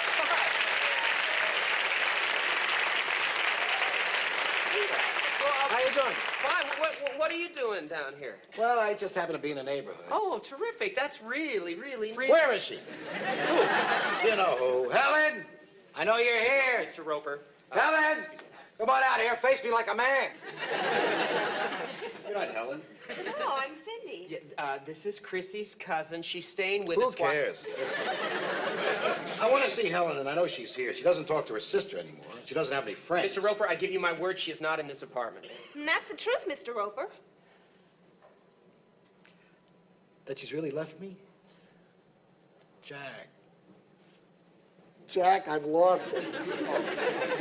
Hey, Mr. Roper. There. Don't take it so hard. Get away!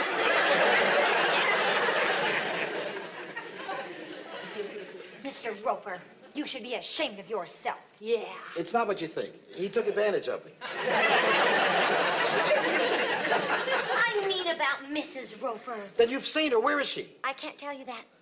You know you're coming between a husband and his wife. Now, look, Mr. Roper, why don't we all sit down You know, Helen was a perfectly happy married woman until these people start filling her head with those crazy ideas. Like wanting you to take her out on her anniversary? Yeah, things like that.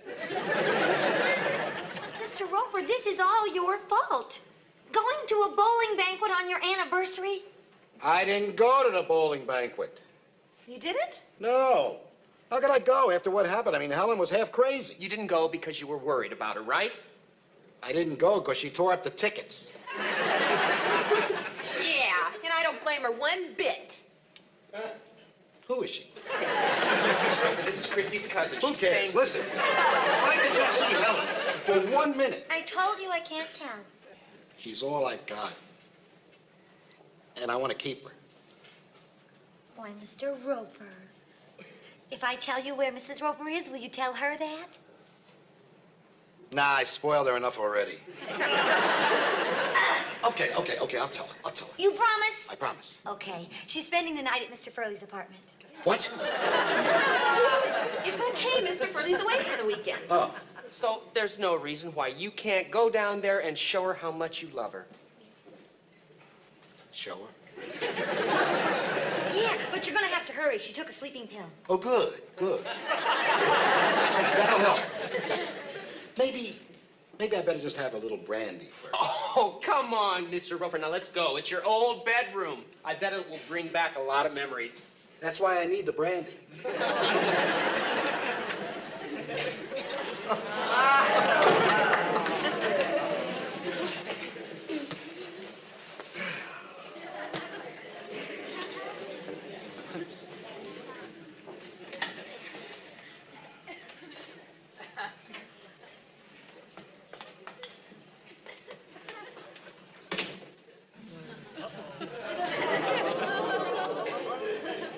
Mr. Roper, it's getting kind of late. Can I have another? Don't you think you've had enough? Brandy makes me romantic. Pour him a double, Cindy. Boy, you should have seen Helen on our wedding day. She's real beautiful, huh? You know, I really like to stay and talk to you about it, but my little cupcake is waiting.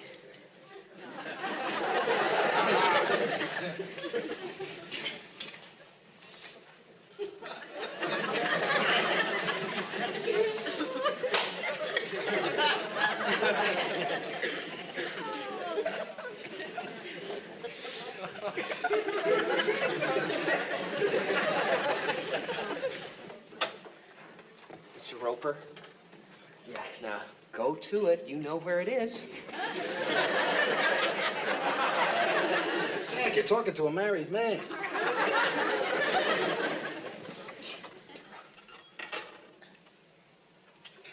Oh, sweetheart.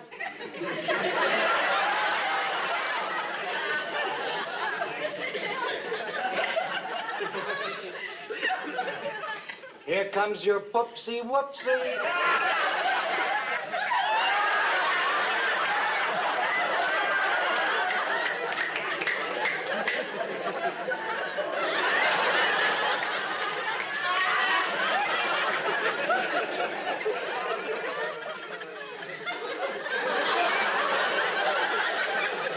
Oh, my God.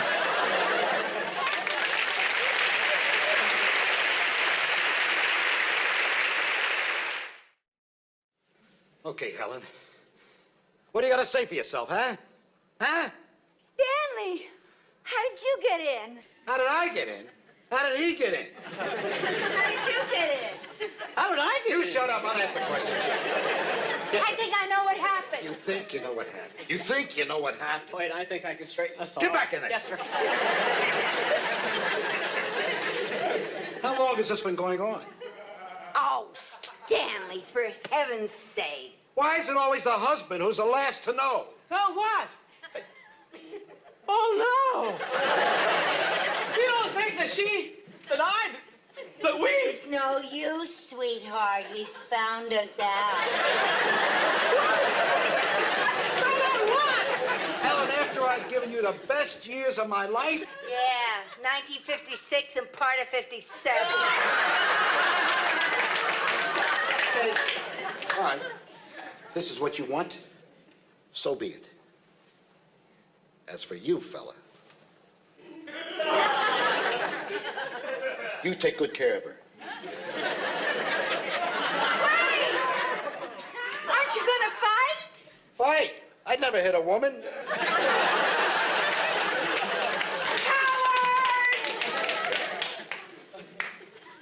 He's gone. Now what are we gonna do? Nothing.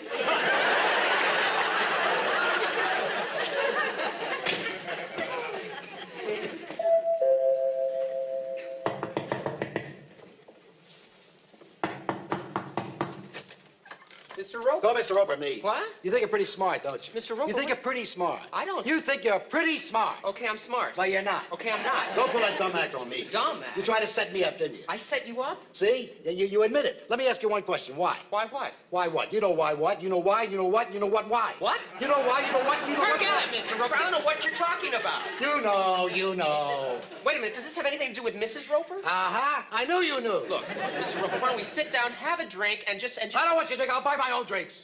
You keep away from me. And you too.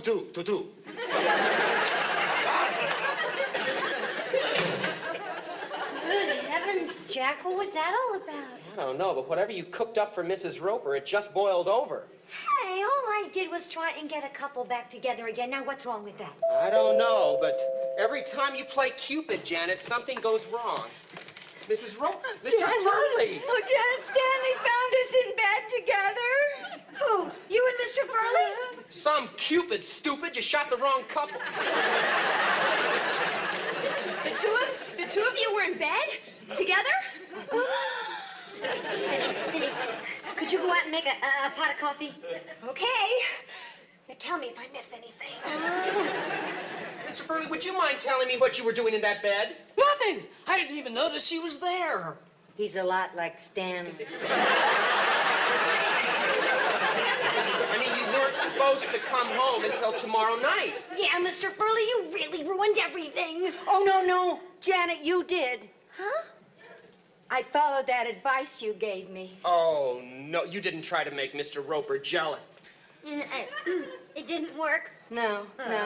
He didn't even fight for me. All he did was hand me over to a stranger like an old sweater. And I've got all the old sweaters I need.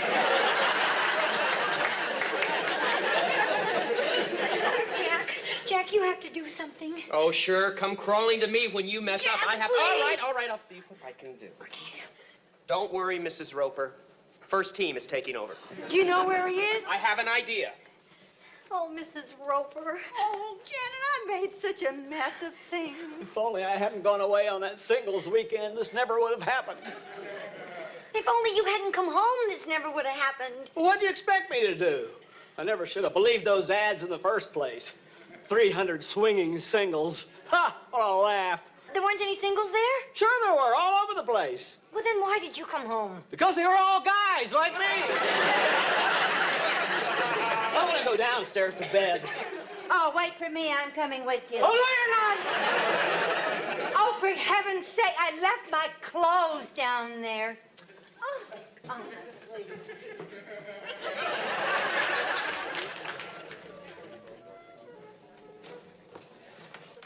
Jim, could I have a beer over here? Oh, sure, Jack. Hi, Mr. Roper. I told you to stay away from her. I know. You have a perfect right to be mad. Look, if she sent you down after me, you're wasting your time. Who needs her? Well, not you. Not after you have your pick of all those beautiful women. Darn right. What women? What, women? Come on, Mr. Roper. When a good-looking macho guy like you becomes eligible in this town, you know what happens? Women from all over descend on him like locusts. That makes sense. Between you and me, some of these women are pretty fantastic. That is, according to those guys who go in for that sort of thing. Excuse me.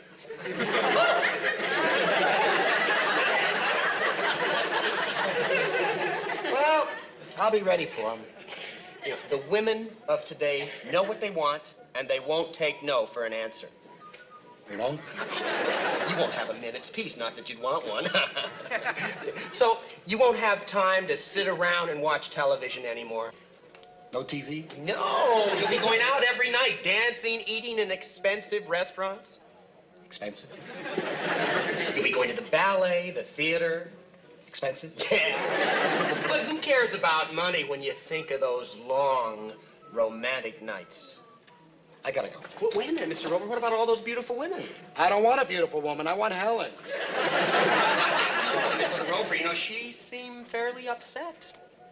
A man's gotta do what a man's gotta do. What's that? I'm gonna go see her and tell her that I'm big enough to admit that she made a mistake.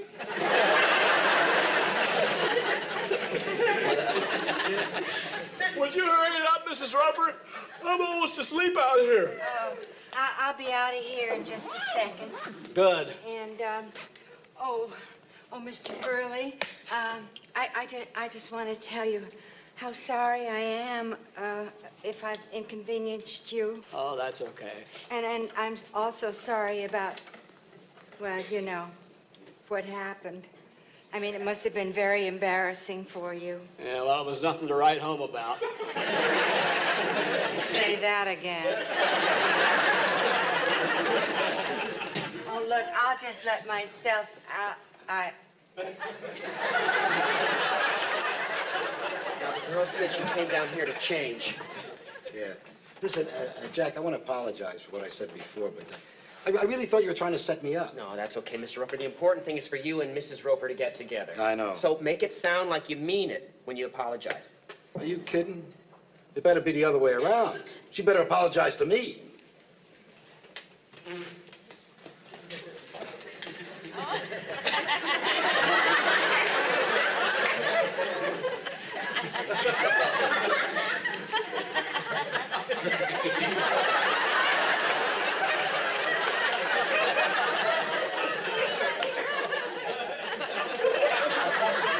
Get your hands off my wife. Come on, get out of there. Wait, there's been a mistake. But you made it. Hit the deck. Put him on. Come on. All right, I gotta warn you, these hands are lethal weapons.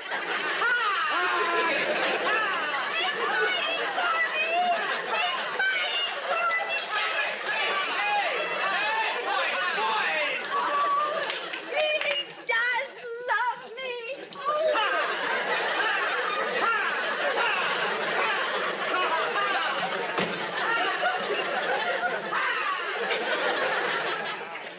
Mr. and Mrs. Roper, Mr. Furley's upset. Excuse me, pardon me? I think Mr. Furley wants his bed back. But he can have it tomorrow. Tonight he can stay at your place. Jack, you set me up again.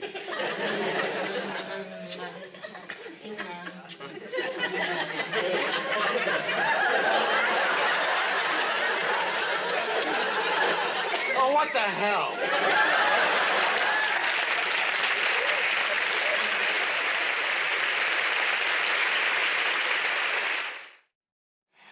Okay, all together now. Happy anniversary to you. Happy anniversary to you. Happy 25th anniversary, Mrs. Roper. Happy anniversary to you.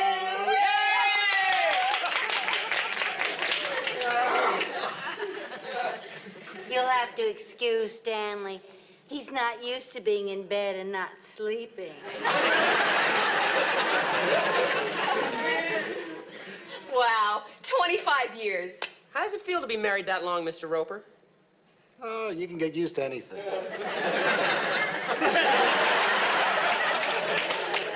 You can joke all you want, but you have to admit that last night was pretty wonderful. Thanks to you kids, and especially Jack. Oh, come on. I didn't do anything. Yeah, if you didn't come for me, we wouldn't have gotten together like we did last night. Well, maybe. Oh, really? And someday I'm gonna get even.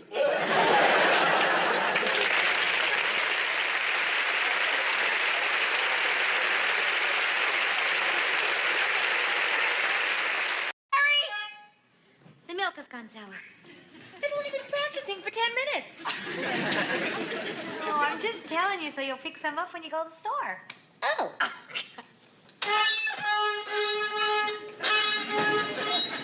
Terry? Terry? Terry, that was very good. Oh, thank you, Jack. You cleared out all of my sinuses.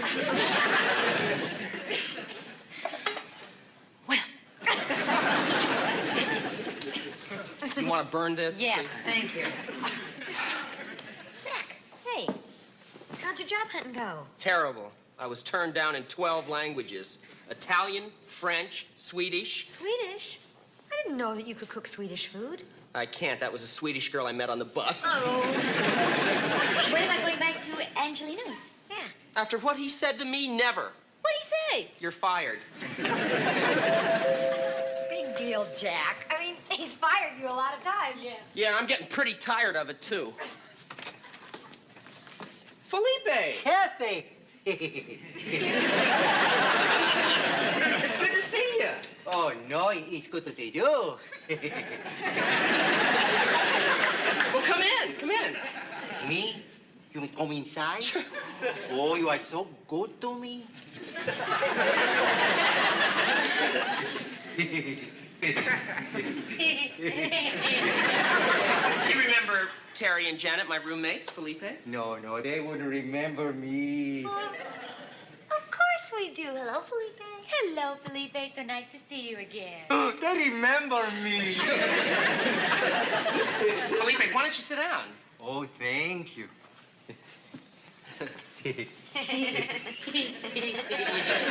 So, Felipe, what brings you here? Well, I come for two reasons. I want to tell you how sorry I am that you lose your job. Thank you. Oh, you are welcome. He's a great chef. I cannot understand why Mr. Angelino let you go. I'll tell you why. That cheapskate fired me so he could hire some second-rate chef for less money. Oh. Who did he hire? Me. Oh, well, some second-raters are better than others. Oh, gracias. And I come also to ask the favor of you. You see, only you can do this for me, Jefe. What is it? Well, my wife and I, we've been wanting to have a baby. Oh, no, that's pushing it. I don't think My Carmelita is going to have a baby. Oh, yeah, she is due this Sunday.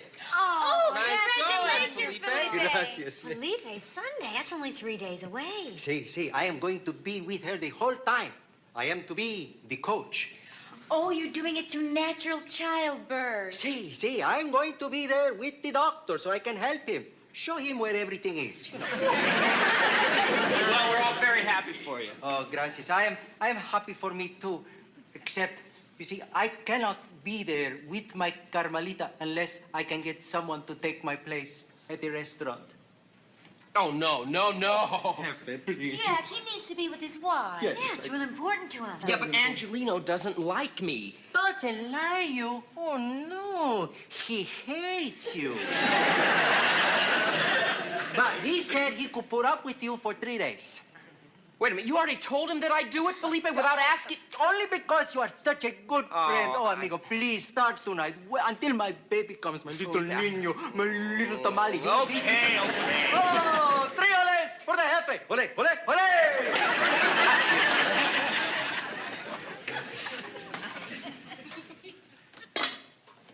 Chicken cacciatore. Oh, coming up.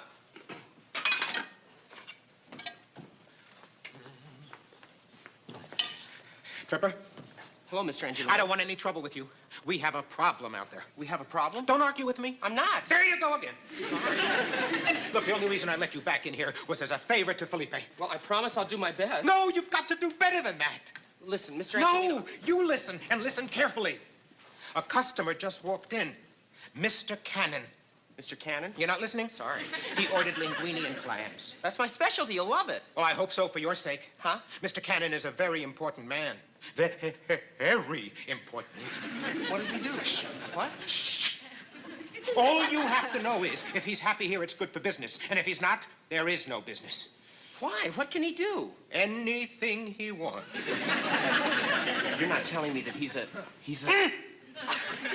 Remember what I said before? What? I'll get started on the linguine and clams. And it better be good. I'll cook it as though my life depends on it. It does.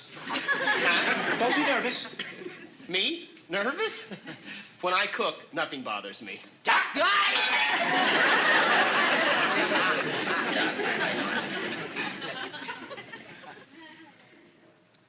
I put my heart into this steak just to beef it up. So. Thank you for your attention. I hate that guy. What did you do to the linguine and clams? Nothing. Nothing. You must have done something. He wants to see you. Mr. Cannon? Mr. Cannon, come in, come in. Welcome to my kitchen.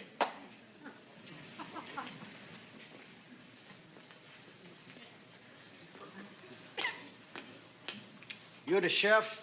Huh? Well, Yes, Mr. Cannon. That's it. You see, I didn't want to hire him, but the union insisted. They said, Angelino, Angelino, you talk too much. You noticed that too, huh? That's for you. I tried your linguine and clams. Let me tell you what happened. See, it was delicious, huh? Well, that's what happened. It turned out just right. Oh, I knew he was a great chef the moment I saw him, Mr. Cannon. Hey, kid. Yes, sir. That linguine was the best I've had since my poor sainted mama passed away. God rest her soul.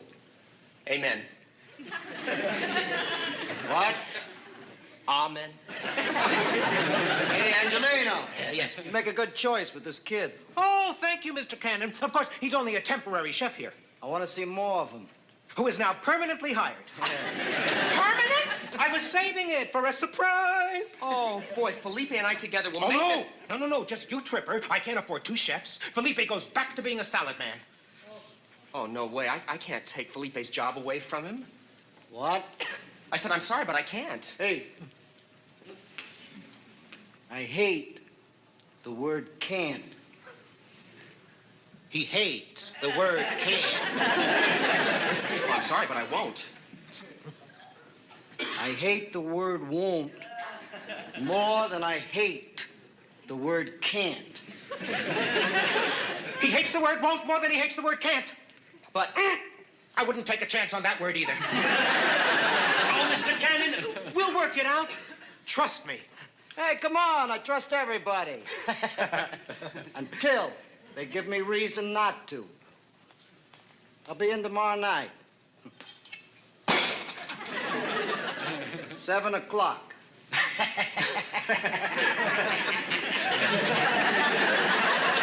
Tripper, are you crazy? You almost said no to Mr. Cannon. Mr. Angelino, I can't steal Felipe's job away from him. I won't do it. Tripper? No. Jack? Son.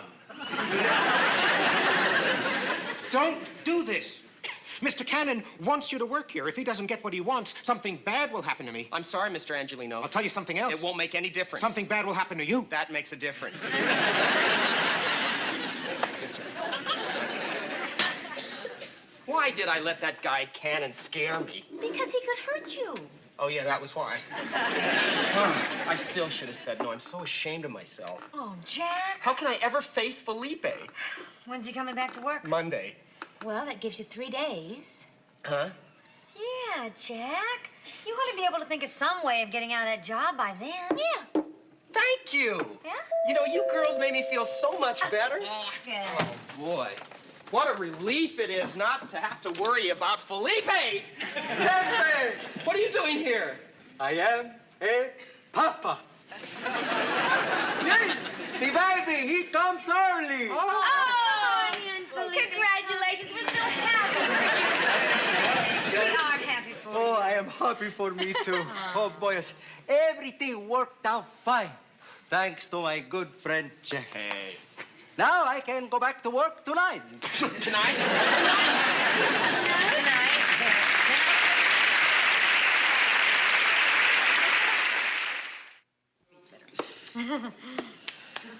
See?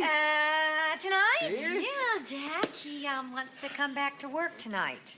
But you can't come back to work tonight. Why not? Why not? Why not? Because, well, come on, Felipe. Shouldn't you be with your new son? Why? I already did my part. So, I go back to work tonight. Felipe, I have to talk to you about work. Honest, I had nothing to do with it, but... Nothing. Nothing? My friend, you had everything to do with it. And because of that, I am going to name my son after you. Terry? Janet, did you hear that? Jack Gomez. No, yours will not be the first name. Oh, sorry. Oh, well, what is his first name? Fernando Valenzuela. Fernando Valenzuela Felipe Jose Jack Francesco Gomez. You come right before my cousin. You hear that, girls? I come right before his very own cousin. My cousin is a pig. You are my very good friend. Oh, gracias, amigo. Muchachas, adios. Adios, Felipe. Muchachos, See you adios. later. Now what? Oh, Jack, you can't let Felipe show up for work tonight. I know. Why was that little Fernando in such a hurry? Yeah, why do you have to be such a good cook? Yeah. Wait a minute. I'm not a good cook. I'm a lousy cook. What? I am the worst cook in the world. Oh, no, you're not. Yes, I am. And tonight, when Cannon comes in, he's going to get the worst meal of his life. Then he'll force Angelino to fire me, and Felipe will get his job back. Oh, did you ever hear anything so crazy? Yeah, I think it's a great idea. Thanks, Terry. Listen, I'm going to get down to the restaurant before Felipe does and get things ready. See you later. Jack! Oh, boy.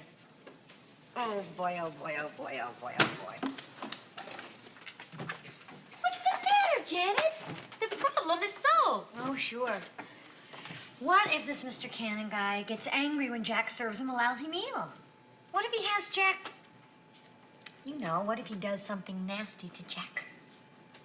Oh. Yeah. I never thought of that. I don't think Jack did either, Terry, so we better do some thinking for him. Yeah.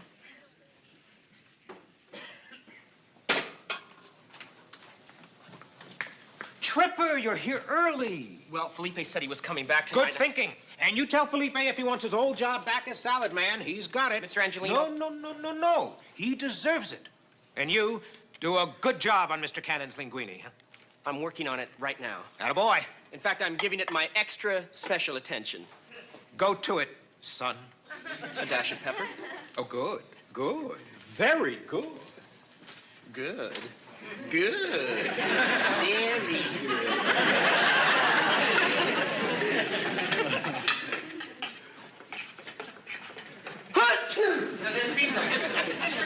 Felipe! Chuck, I told you I was coming to work tonight. What are you doing in my kitchen? It's like this, amigo. Mr. Angelino gave me your job. What? I mean, he gave me your old job as salad man. Momentito. You mean you who used to be the big mi jefe when I was the humble salad man is now the humble salad man himself? I love it. Tripper! Mr. Cannon is here. Linguine and clams coming right up. Did you talk things over with Felipe? See, it is just fine with me. Oh, good. Now get Mr. Cannon's food out there. He wants the chef to serve it to him personally. Of course. Listen, did you put enough pepper in this? I better make sure. A little bit more wouldn't hurt, you know? There. Up there. Would you permit this lowly, humble salad man the privilege of serving this magnificent creation for you? No way. Please? Mi jefe? Since you put it that way.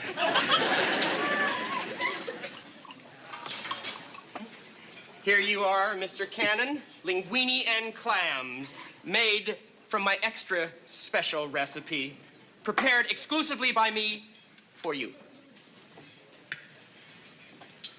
I hope you enjoy this exquisite... Quiet. I'm gonna eat. Sure.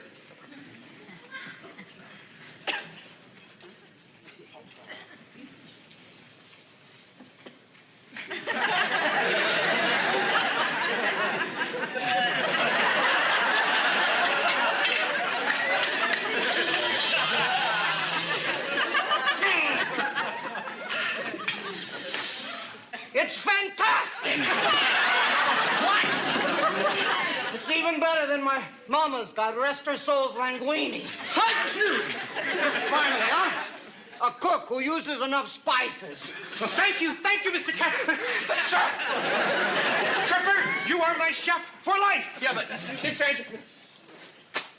In here, Lieutenant! That's the man! Nobody move! You Jack Tripper? Huh? Police.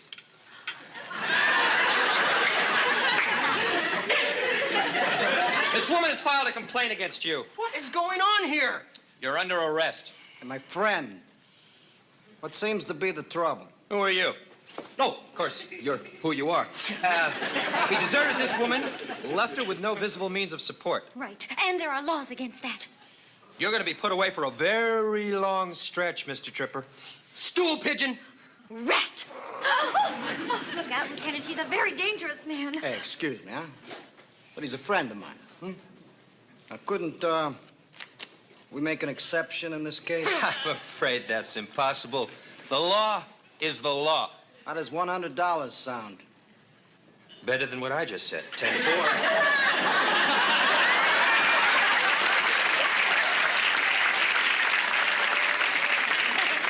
Angelino!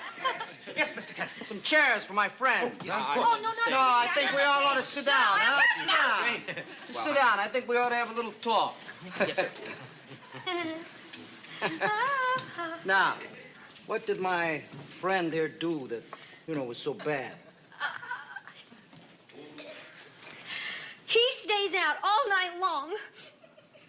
Boys will be boys.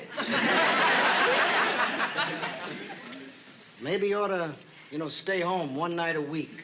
Yeah, but see, I have this gorgeous girlfriend. Hey! Admit nothing.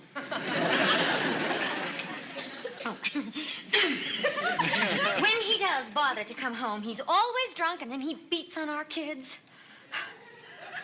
Man's got to relax, right?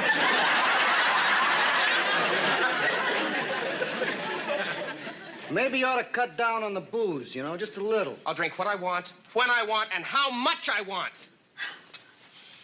Gotta admit, the kid knows what he wants. One time I told him not to yell at my mother, and he beat me black and blue. What? With a broom handle.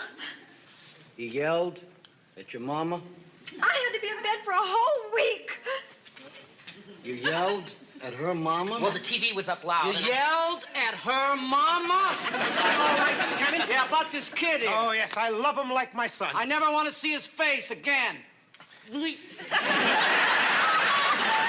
don't have a son. Tripper! You're fired. Fired? Fired. Oh, shucks. Well, I better get all my stuff and clear out. Hey, you stay. Me? Right. Oh, no, I gotta go home to the kids. I think you better stay. You know what? Huh? I like a girl who likes her mama. Sure, everybody likes Yeah. their parents. Try some linguine. Can't go.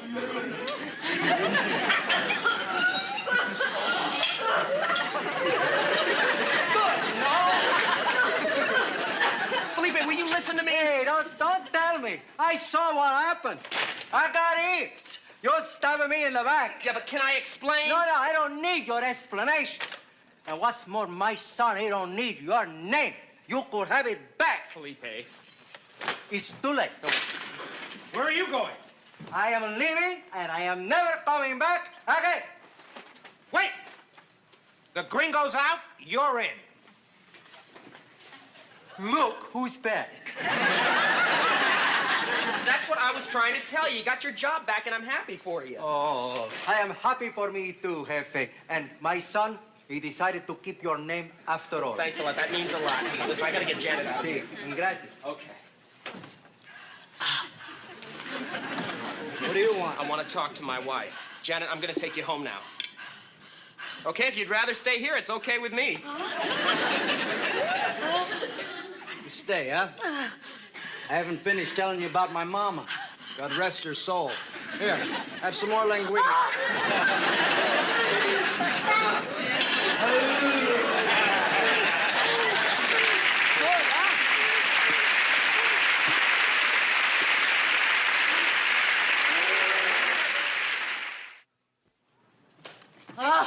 I don't want to hear any more excuses. We had it all worked out, and you loused it up. Come on, the man flashed a $100 bill in front of my face. I couldn't help myself. Look, I'm not defending Larry. Why not? Will you keep out of this? Janet! Janet! Don't you dare talk to me, Jack Tripper. How could you just leave me like that? Why? You seem to be having a good time. Good time? Jack, I had to sit through hours of stories about Mr. Cannon's mama, God rest her soul. And then I had to start making up stories about my own mother. Jack, how could you just walk out on her like that?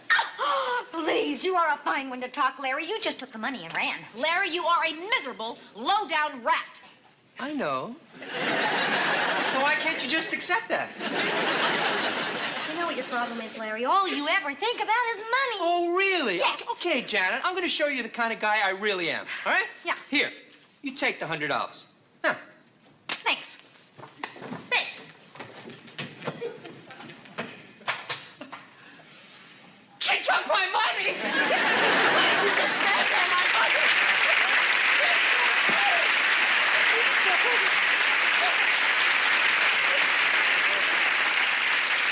So if you and Bob are interested, I got this terrific car for you. It's only 2 years old. Thanks, but we're thinking of buying a new car. A new car? With that new car smell? Yuck! Oh, hi there. You're looking mighty cute tonight. Well, thank you. I was talking to Carol. Thank you, Mr. Furley. Oh, did my husband speak to you about our light switch? No. Well, he tried to fix it, but I'm afraid he just made matters worse. When will you tenants learn not to go lousing up the building? That's my job. Care for a drink? That's what I'm here for. Ah, the usual, Mike. Oh, I'm sorry, Mr. Furley. We're all out of root beer. I'll have a beer then. So how was your trip to Lake Tahoe? You're never gonna believe what happened. What? What happened? Well, Bob rented a boat and took me sailing, and wouldn't you know, just as we're miles from shore... What kind of boat? Just a small sailboat. Anyway, everything was going okay until we got to the middle of the lake. How small? What? How small is the boat? 14 feet? 20 feet? What's the difference? 6 feet. Who cares? Well, if you don't care, why'd you ask me? You let her finish? All right. Go ahead. Anyway, there we were at the deepest part of the How lake. deep? Never mind. And the rudder broke off. Bob was doing everything he could to get it back on, and just as we were about to be washed up on the rocks, some water skiers threw us a rope and towed us in. Wow, that was some close call. Will you let her finish? I am finished. Oh. Wow, that was some close call. Yeah. But with Bob there, I was never really worried. More white wine, Carol? No, I've got to run. Oh, Mr. Furley, I don't suppose you could take a look at the light switch. Now? But I haven't finished my, Please. Okay. Bye, Larry. Oh, could I have a doggy bag for this? Mike, give me Penny's check, would you? What was all that about Bob and Carol getting stuck in the lake? Well, from what I hear, some crazy water skiers got their rope caught on Bob's rudder. It broke off. He couldn't get it on, and the boat wound up on the rocks. Oh, that's terrible. What's terrible? Oh, Bob. He's all broken up over what Carol did to his boat. Because she was looking at some water skiers. The rudder broke off, and he couldn't get it back on. What? Yeah, and that's not the worst part. Hi, Larry. Hey, Lawrence! Good, yeah. Like the bartender, what's happening? Hi. Terry, come here. Hi, Penny. Excuse me. Terry, you are not going to believe what happened. What? Well, So, what are you going to have? 3 white wines, Mike, and I'd like to buy Larry here something to drink. Oh, no, thanks. You can just pay for these. Thanks very much. Appreciate that, seriously. Well, hello there. Did you see the way she came on to me? Hold on a second. Larry. Would you, thanks a lot, Mike. put these on Larry's tab, please? Here, Terry. Oh, no. What's the matter? It's Bob and Carol. What about Bob and Carol? Their marriage. It's on the rocks. Oh. Well, I don't know exactly. Something about Bob or Carol caught Carol or Bob getting it on with someone. A water skier. Oh, my God. And now they're breaking up. Terry, the hospital just called for you. Oh, thanks, Mike. I have to go, guys. Oh, guys, if I were you, I wouldn't mention this, okay? I mean, you know how gossip starts. Terry. You're right. I lost my head. Okay, I'll see you later. Bye-bye. Bye. Can you believe it? Bob and Carol? Well, that was one marriage I thought would last forever. Yeah. It's like they were the perfect couple. I know. Bob, why do you have to go fooling around anyway? Yeah, why do you have to go and... Wait a minute, Jack. Why do you automatically assume it was Bob who was cheating? Well, I don't know. I mean, just, don't sort of... you think that women look at men? You think it was Carol that was fooling around? Oh, that's right, Jack. Blame her. Hey, you were the one. I didn't. Just stop trying to make excuses for him, okay? We have to do something about getting them back together. We Well- can't... There's Bob now. Why don't you go talk to him? Me? Why me?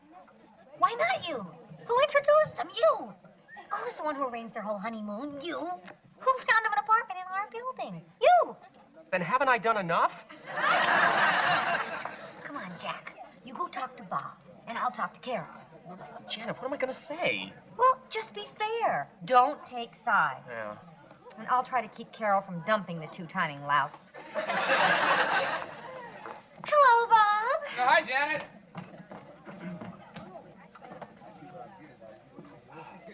Yo, Bob. Jack, how are you? Fine, great. Can't complain. You know how it is. Well, I can see you're busy, so why don't I come back some other time? I'm not doing anything. Sit down. Sure, no problem. Bob, hey, listen, do you mind if I talk about something personal? No. I was afraid you were going to say that. Bob, this isn't going to be easy, but, oh, after all, you know, we're both adulterers. I mean, adults. We're not kids anymore, are we? Yes? Well, Bob, I was wondering.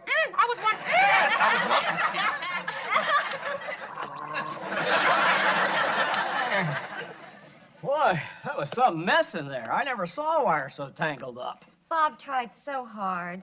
That's okay. The old pro here got everything straightened out. Thank you. Hey, how about a cup of coffee? Sounds good. Okay, now to light her up.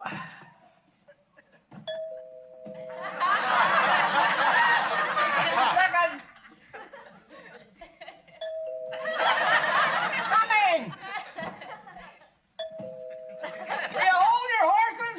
Mr. Crowley, I think you got the wires mixed up. What? That's impossible. When the day comes that Ralph Furley doesn't know the difference between a light switch and a doorbell.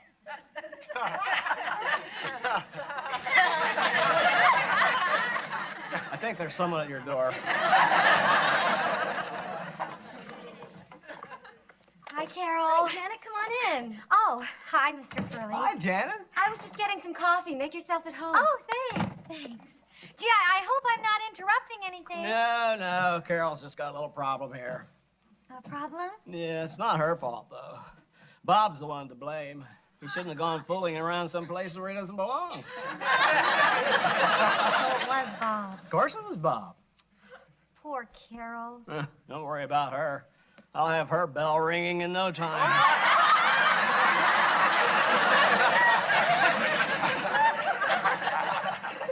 What? Well, Bob couldn't do it. Mr. Furley, shame on you. I think you better just be getting out of here. Go on. Shame on you. Shame on you, Mr. Furley. Oh, he's gone. Yes. Would you like some coffee? Oh, Carol, I don't know how you do it. It's no big deal. I just throw in the coffee and plug it in. Carol, it doesn't help to keep it bottled up inside of you. Keep what bottled up inside of me? Bob. Bob and the other woman. Bob seeing another woman? there. Doesn't it feel better to get it off your chest? No. Oh, right. Of course it doesn't. But, Carol, look, I'm sure she doesn't mean anything to him. This is just a momentary weakness. Oh, is that what it is? Yeah, sure. And you know what you should do? I'm thinking of a few things. Have a talk with Bob. That's not one of them. He's down at the Regal Beagle right now. Thanks, Janet. Sure. Oh, Carol, well, do you want me to come with you? No, you've done enough. Oh, what are friends for? You see what I'm getting at, Bob? Yes, Jack, I do. And you don't mind my telling you? No. No, good. So what you've got is too valuable to risk losing. So you think I ought to get more fire insurance? Absolutely. Okay, I'll get more fire insurance and see my doctor once a year, and I promise I won't mix regular tires with radials. Right. Is that it? Yeah. No. Yeah. No. No. No, Bob, there is one other little thing. Oh? Bob, when a man's been married for a while, it's only natural that he get a little restless and wonder what he's been missing. What are you trying to say? Don't throw away your marriage over some water skier. A water skier? Well, the woman you've been seeing. I'm not seeing another woman. No? No. Oh. Well, Bob, when a woman's been married for a while, it's only natural that she get a little restless and wonder what she's Wait a minute. Now, are you saying... Don't go blaming Carol. Carol? No, she has hungers, desires, needs of the flesh. Carol! Here I am, Mom. Huh? I think we ought to have a little talk. Yeah. What a good idea. Here you go. I'm glad to see you're back together. Jack, how's it going? See for yourself. Oh, gosh, don't they look sweet? And we did it, aren't you proud? Me cheating? You're the one who's cheating. Oh, I never want to see you again. But the same goes for me. Wait. Bob!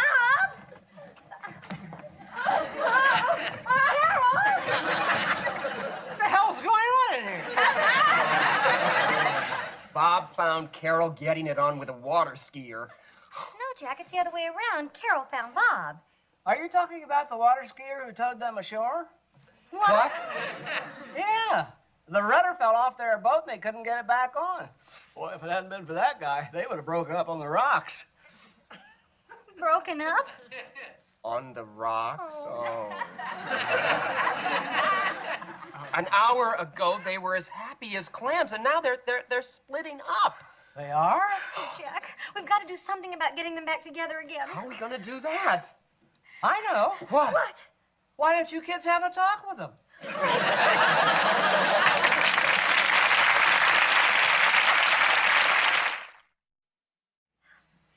Now, let me get this straight. Bob and Carol weren't ever planning on splitting up? Not until the happy home wrecker here got into the act. Hey, Who told who that Bob was cheating on Carol? whom? You. No, who told whom? That's what I said. No, you didn't, Jack. You said who told who. Who told who? Oh, forget who told who. Whom? Gene, I don't believe this. A marriage has just been destroyed and you're worrying about grammar. God, Janet. Look, Jack, it's not really your fault, and it's not my fault either. Then whose fault is it? Whoever told you this malicious gossip in the first place? Yeah. Wait a minute. It was you. Yeah, that's who. Whom?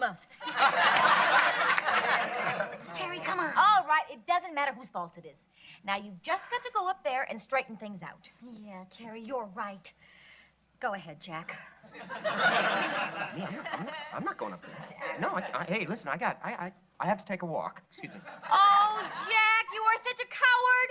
Hey! Don't spread it around.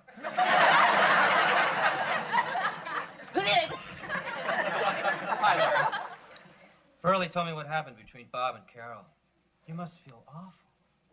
Oh, Larry, I do. You should. You really screwed up. Thanks for your help, Larry. Janet? Oh, Larry, please. I know. You want me to change the subject. Yeah, right. I don't blame you. Having something like that on your conscience. Thank you for changing the subject. Anytime. Boy, I don't know, Terry. Larry, if you say one more word about Bob or Carol, I'll... The subject is closed. I was just wondering what idiot started the whole thing. Larry, you really know how to empty a room. Carol, can I use your phone? Well, sure, but I'm calling my mother to tell her I'm coming home. Larry, you have got to talk to her. I don't know her mother.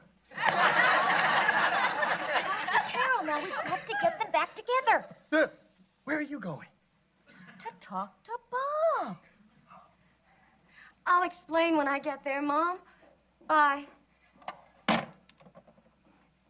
Where's Terry? Huh? Oh, she just stepped out for a little while. Carol, I think you and I should have a little talk. This isn't about that used car, is it? No, of course not. Unless you're interested. Larry! No, right. No, you're right. No, we can talk about that later. Then what do you want to talk about? I want to talk about you And that no-good skirt-chasing two-timer? Hey, whoa, look. You and Bob have something that most people never know. Love. No, I'm not talking about the kind of love when two people meet in a singles bar who wind up having a cheap, sleazy affair. Although that can be wonderful, too. No. I'm talking about true love. And that is something far too precious to be thrown away because of a stupid misunderstanding. Misunderstanding? This all happened because of a rumor? Yeah, now don't you feel silly? Yes. I bet you want to go downstairs right now and apologize to Carol. How can I face her after the things I said? Bob, the same thing happened to me once. You know, I was going with a guy who had everything. And then one day, we got into this great big fight, and we broke up over some silly little misunderstanding. I called him every name I could think of. But you patched things up? No, I never heard from him again. What? I don't know why he didn't call. I waited by the phone for 3 days. I couldn't eat. I couldn't sleep. It was awful. What can I do? Nothing. I don't even know where he lives anymore. I mean about me and Carol. Who? Oh, yes, you and Carol. Well, I'm going down to your apartment and beg her to forgive me. I'm right behind you, Bob. You really think Bob will forgive me? Hey, I know he will. Oh, Larry, you're a real friend. I just came up to... Oh, excuse me. Larry, Carol. Oh, Mr. Furley. Oh, never mind. I didn't see a thing.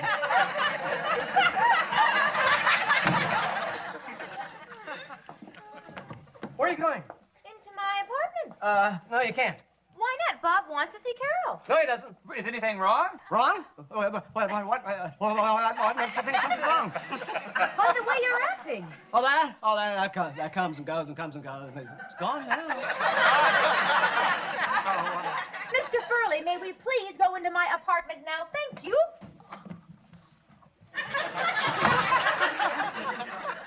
Carol. Oh, Bob, I was so wrong. So was I.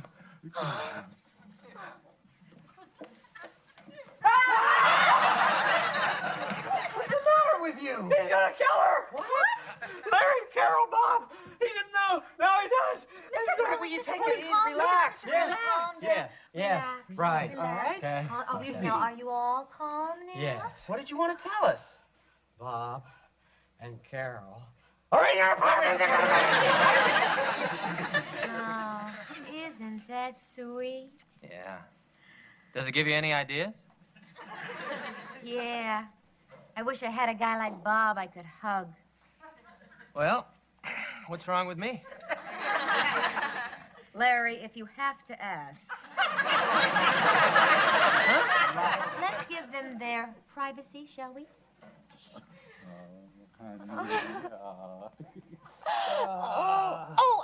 Ow! What's the matter? Oh, it's my neck. It's all this tension. Oh, I know how to take care of that. Oh, yeah, that's right. Right. Yeah. Oh, ow! Ooh. No! Wait a minute! What are you doing? You've gone crazy!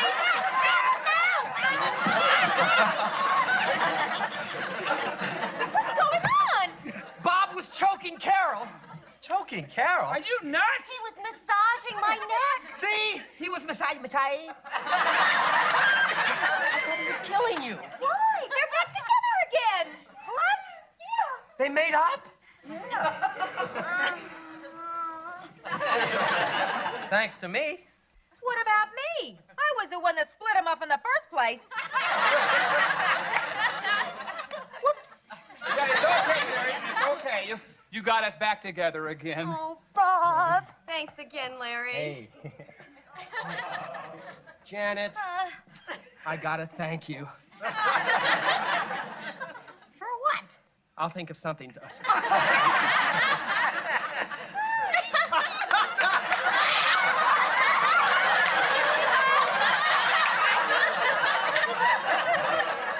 my God. If this keeps up, I'll have to get a scorecard.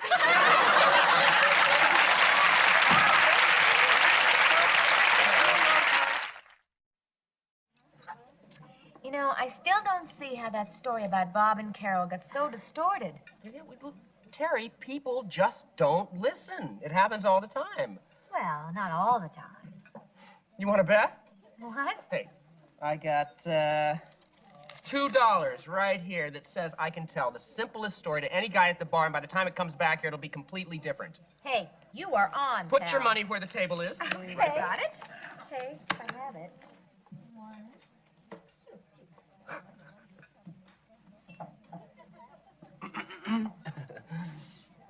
Well, what did you tell them? Oh, nothing. Just that you needed some extra money, so you're sort of working overtime. Oh. Hustling on the Sunset Strip. What? Relax. Are you out of your Hey, mind? Janet, easy. By the time it comes back to this table, they'll have you running for Congress. Oh, boy, Terry, it's a shame the way they've got you working all that overtime at the hospital, huh? Hey, boy, they really keep you hustling there, don't they? Oh, yeah. You see? Okay. Oh, and Janet, Yeah? you better watch out. What? The Vice Squad is out in force tonight.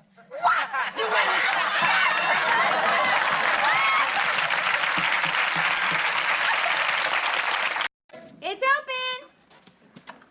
Oh, hi, Terry. Hi, Mr. Furley. Here's that magazine I borrowed. Oh, thank you. Well, what have we got here? It's a present. For Jack's birthday? One of the nurses that I work with, Mr. Furley. Oh, well, it's very sexy. Why, Mr. Furley, have you been keeping secrets from me? Now, you just watch it. I'm just kidding. You know, I'm just fooling around. All right, that's better. But if you're not busy Friday night, there's a dance down at the pier, and I don't have any... That's enough! Jack, could you put your finger here, please? At your service. Excuse me, coming through. Hi, guys. Oh, hi, Mr. Furley. Hi, Janet. Guess what, everybody? I got a job. Guess what, Janet? You already have one. This is another job, part-time. You know that aerobics class I've been taking? Yeah? Well, they think I'm good enough to teach my own class. That's wonderful! That's terrific, Teach. Way to go. Thanks. Listen, the extra money is really going to help. Now, I got to get going. I have to get my gym bag. My first class is in an hour. Janet's gonna teach aerobics? I didn't even know she could fly. Mr. Furley, aerobics is exercise. I knew that. Oh, gosh. I hope I do okay tonight. Oh, of course you will. You can do those exercises in your sleep. That's why they picked you. Yeah, Terry, but I never taught a class before. I'm really kind of nervous. Janet, you're going to be great. You have nothing to worry about. Yeah, good luck. Thank you. Thank Mow you. 'em down. See y'all later. Bye, Mr. Furley. Bye. Bye. Well, I'm surprised at you two. What? Well, real friends would go to that class tonight and give Janet some moral support. He's right, Jack. What, exercise? Oh, come on, I'm beat. I was working until 4 this morning. I just had trouble walking out of the kitchen. Now look, Jack, if Janet can't count on the 3 of us. The 3 of us? Well, yeah, you're one of Janet's friends, too, aren't you, Mr. Furley? Well, yeah, but I mean, well, I can't go. I don't have anything to wear. Well, I think you'd look very cute in this, Mr. Furley. Oh, look at that. You can wear the tiara and the pearls you got from the lover. And reach and stretch. Reach for the ceiling, relax, exhale, and bring it down. And again, inhale and up and stretch and reach and stretch. Tummy's tight, lift. What are you doing here? Well, we thought you might like a little moral support. Who's we? Hey, come here. Oh.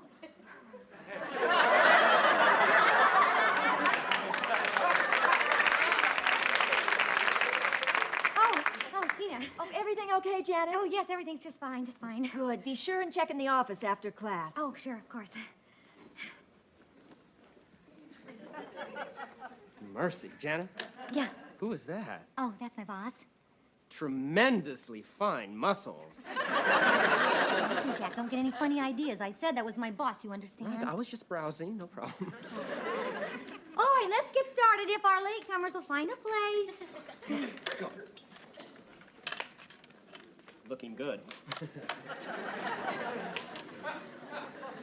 Hi, I'm Jack. Oh, God. They're always hitting on me.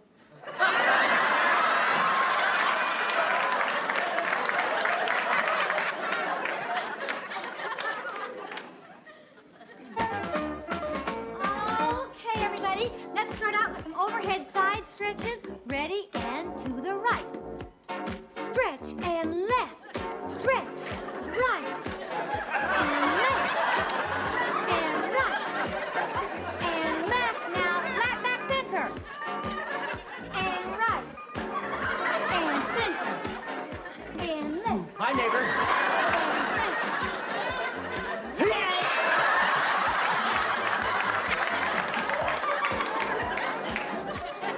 Now let's travel to the right step. Now put a hop. Hop and left. Hop and right. Hop and left. Just give up, fella. You're not my type, okay? And back. Now reaching high over your heads all the way to the ceiling. Reach for that floor. Rolling on down. Pump the butt on the floor and walk those hands out. And stretch. Am I doing this right? This doesn't feel too right. How does this feel? Okay, walk your hands back in. And walk your feet in. Walk those feet. Now squat down and roll it out. Okay, now lift those legs. Get those knees up. Come on, higher. Get them up. This is what really counts. Come on. Keep on going. Hang in there. Come on, hang in there. Get them up. Come on, hang in. All right, now double time, everybody. Double time, double time. Come on, triple time, triple time. Come on, come on. All right, we are finished. See you tomorrow.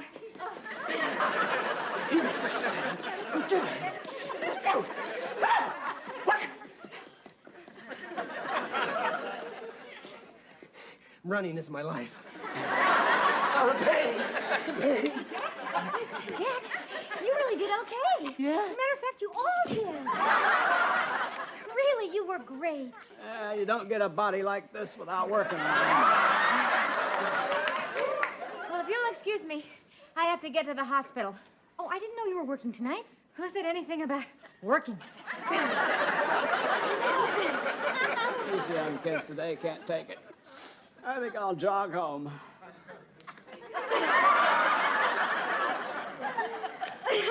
Listen, Jack, I have to go check in at the office. I'll see you later. Water. Water?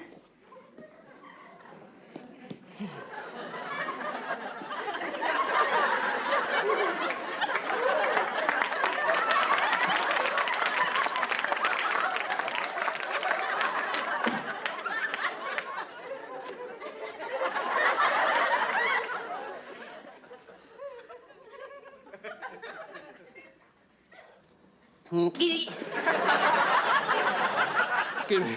You know, water's the worst thing you can drink after a workout. Huh? What do you recommend? A glass of wine. Huh? Well, I thought you might like to come by my place for a nightcap. A nightcap? No thanks. I don't like to go to sleep with anything on my head. Well, excuse me. I better be going. I want to go congratulate my roommate on a job well done. Your roommate? Yes, Janet. She's real happy to be teaching that class. Oh, well, she should be. She did very well. Well, I'll be glad to tell her that. It would be too bad if something kept her from teaching it. What could keep her from teaching it? Well, nothing I can think of. Now, how about that drink? I already told you. Wait a minute. Are you saying that Janet's job depends on whether... I'm saying I think you're very cute. Thank you. And I think we could have a lot of fun together at my place. Oh, I bet we could. But see, the only trouble is I don't have a car. Well, that shouldn't be a problem. It is if you're trying to pass someone on the freeway. Telephone. I'll be right back. Oh. You came just in time. Don't you ever give up?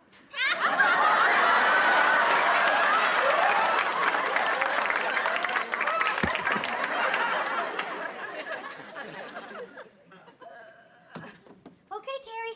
Dinner's ready. Oh, great. After all that exercise, I'm starved.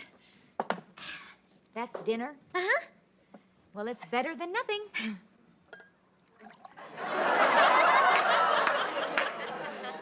No, it isn't. It's a spinach shake. It has wheat germ and potassium powder and brewer's yeast and some spinach juice. I picked it up down at the health food store. You should have left it there. Oh, Jack! Hi, where'd you disappear to? I didn't even get a chance to thank you for coming to my class. Janet, listen, Guys, I love teaching that class. Really. And Tina, isn't she great?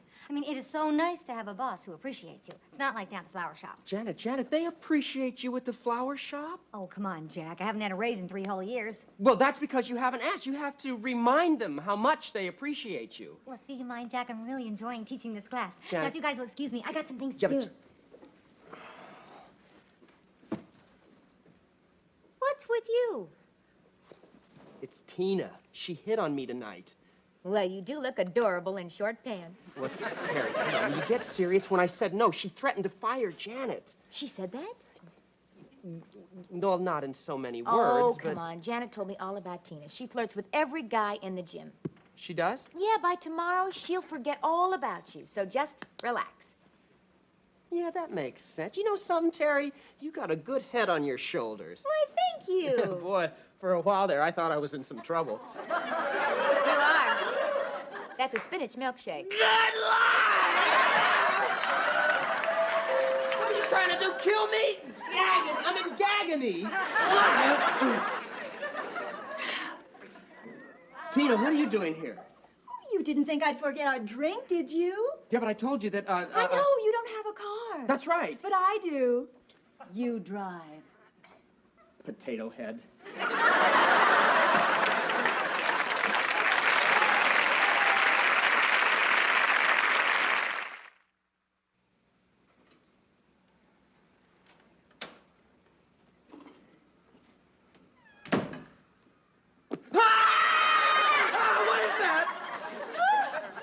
Jack, what are you doing? Just trying to get some sleep. Oh, don't tell me. You were out with Tina again last night. All night. I'll tell you, that woman just can't get enough. Disco dancing till 5 a.m., and that's 3 nights in a row, Terry. Well, can't you just say that you're busy? I do, but she's still there waiting for me when I close the restaurant. Well, that's not fair of her. She can't expect you to go out dancing night after night. Terry, the dancing is the easy part. Oh. Well, listen, you were going to have to tell Janet everything. Are you kidding? I can't even tell you everything, and you're a nurse. But, Jack... Terry, listen, what am I going to tell Janet anyway? Hey, listen, I'm dating your boss so she won't fire you. You know how much pride Janet has. She'd quit in a second. But it's just a part-time job. Yeah, that's true. But, Oh, hi, guys. Janet, what are you doing home? Well, I couldn't wait to tell you the news. What news? I talked to my boss today at the flower shop, and I really laid it on the line. Hey, you took my advice. I did, Jack, I did. I said, look, I have not had a raise or any promotions in 3 whole years, and I think it's time for a change, and he agreed. That's wonderful. Yeah, he fired me. He fired you! Wait, he fired you? What? Why are you so happy? Because I stopped at the club on the way home, and I told Tina she offered me a full-time job at more money. Janet, listen, I have to tell you something about Tina and me. See, I'll get it. Hello? Okay, it's Tina. That's for me. Hello. Oh, hi, Tina. Hi, Janet. Listen, I'm really busy. Could you do me a favor and tell Jack I can't go to the movies with him tonight? You had a date to go to the movies tonight with Jack? This is the 3rd time this week? You must really like him. Like him? Oh. Oh, I think he's wonderful. Great. Well, bye, Tina. Now, Janet, before you say anything, see the I thing... thought I No, told wait. you not to get involved with my boss. I'm not. Believe me, I don't care a thing about Tina. You don't? Oh, that's great, Jack. That is just terrific. You lead her on, and then you drop her. And you know who she's going to take it out on, Jack? Me. Janet. Jack, I hope you are happy lover boy. To you, it was just a silly little fling, but now I'm the one who's in trouble. I could come back. Get out of my way, Larry. You got Janet in trouble? No. She was talking about Tina. You got Tina in trouble? No, Tina got Jack in trouble. You lost me here. I gotta go talk to Tina. What are you going to say? I don't know, but I gotta end this somehow. Who's Tina? Oh, Janet's new boss. She's insatiable. She's all over Jack. Really? I mean, how degrading. Jack's never gonna get this sex-mad woman to drop him. Sex mad? I just wish she'd get involved with another man. Huh! A woman like that? What man could be so desperate?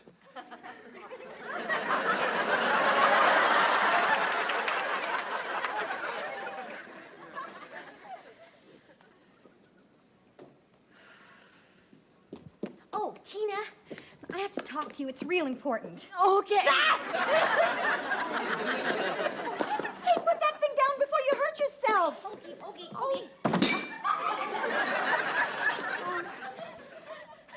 Now, what's the matter? Tina, it's about you. You and Jack. Why'd you have to say yes when he asked you out? Well, he didn't ask me out. I sort of blackmailed him into it. Blackmailed? I kind of hinted that if he didn't go out with me, Yeah? I'd fire you. What? Well, of course, I didn't mean it for a second. I think you're a wonderful instructor. Oh, I hope this doesn't affect our relationship. Well, of course it does. Look, Tina, either you stop seeing Jack or I'm quitting, and I mean that. Okay, I'll stop seeing him. You will? Janet, having you on my staff is very important to me. It is? Also, my boyfriend just came back in town.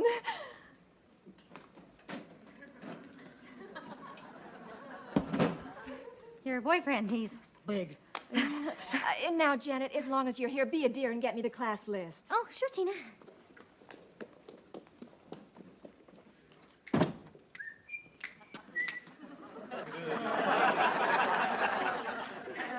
Hi there, you lose something? I'm sorry. Can you tell me where I might find Tina? Thanks.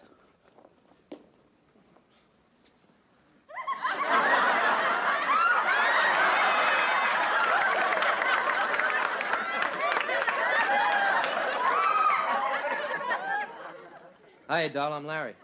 I'll be with you in a minute. Ooh, I don't think I can wait that long. Love your equipment. I beg your pardon? Your gym equipment. Oh, care to try it?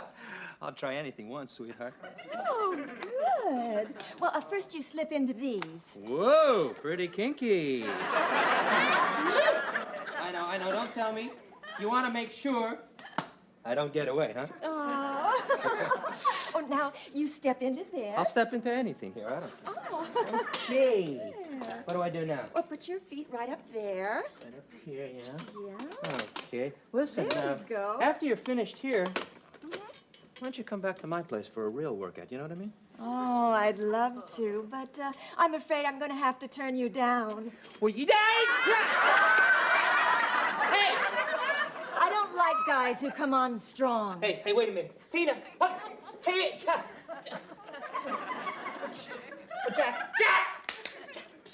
Larry, what are you doing? Get me up! Get me up! Get dizzy here. You all right? Yeah. What are you doing? Just trying to do you a favor. What? Well, I thought if Tina met me, she might lose interest in you. Well, what happened? I don't know. She said something about not liking guys who come on too strong. Larry, that's it. That's why she's so attracted to me. I've been playing hard to get. Yeah, that's great. I've got to come on strong. Yeah. Thanks a Could lot. you... Jack!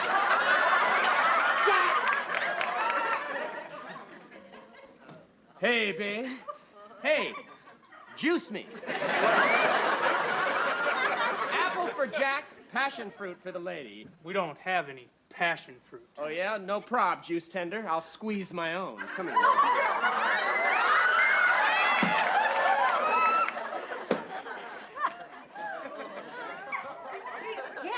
Jack, that's your boyfriend. Good Lord! You can kiss your teeth goodbye. Hey, let him go. I don't think he heard you. You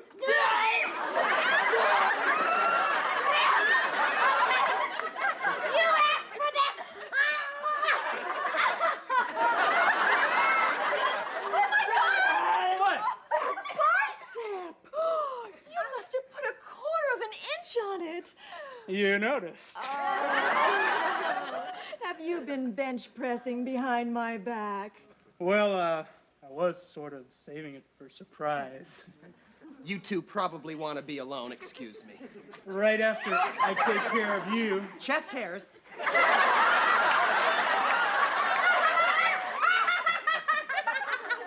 is so funny, isn't it funny, Tina? What's funny? You thinking that Tina could possibly be interested in a weak, puny excuse for a man like this?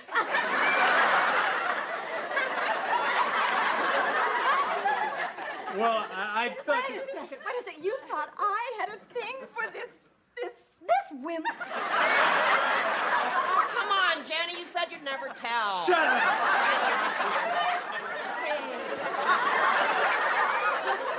Hey, you. Let's go pump some iron together. You really know how to get to a guy, don't you? Bye, Tina. Nice to meet you, Mr. Bunyan. Let me tell you about Tina and Oh, me. no, it's okay, Jack. She told me everything. Everything? Yeah. Thanks, Jack. Oh, Oh, thank you. Larry! Larry, how did you get him? Oh, Don't Jack, worry, let's get him down. Hi, Janet. Oh, Larry. Thanks, pal. You know, Janet, you look a lot better upside down. Really, Larry? Yeah. Well, then why don't you look again? Janet! Jack! Hey, you guys! What about me? Hang in there.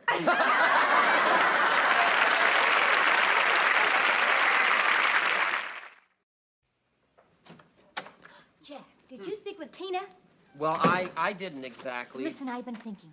Your only way out is to convince Tina that you're passionately involved with someone else. Terry, there's no reason Would you just listen to me?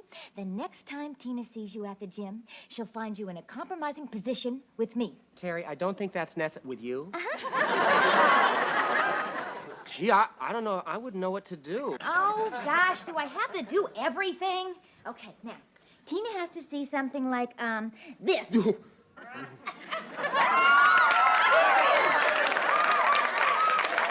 Shh.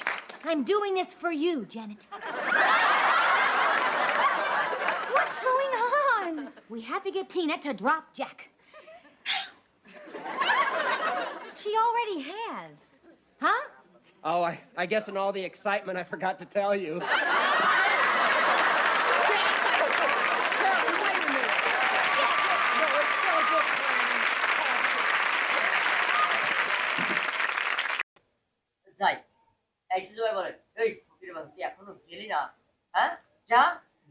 Camera এই তখন তোমার একটু সন্দেহ লাগবে ওনার কথা action.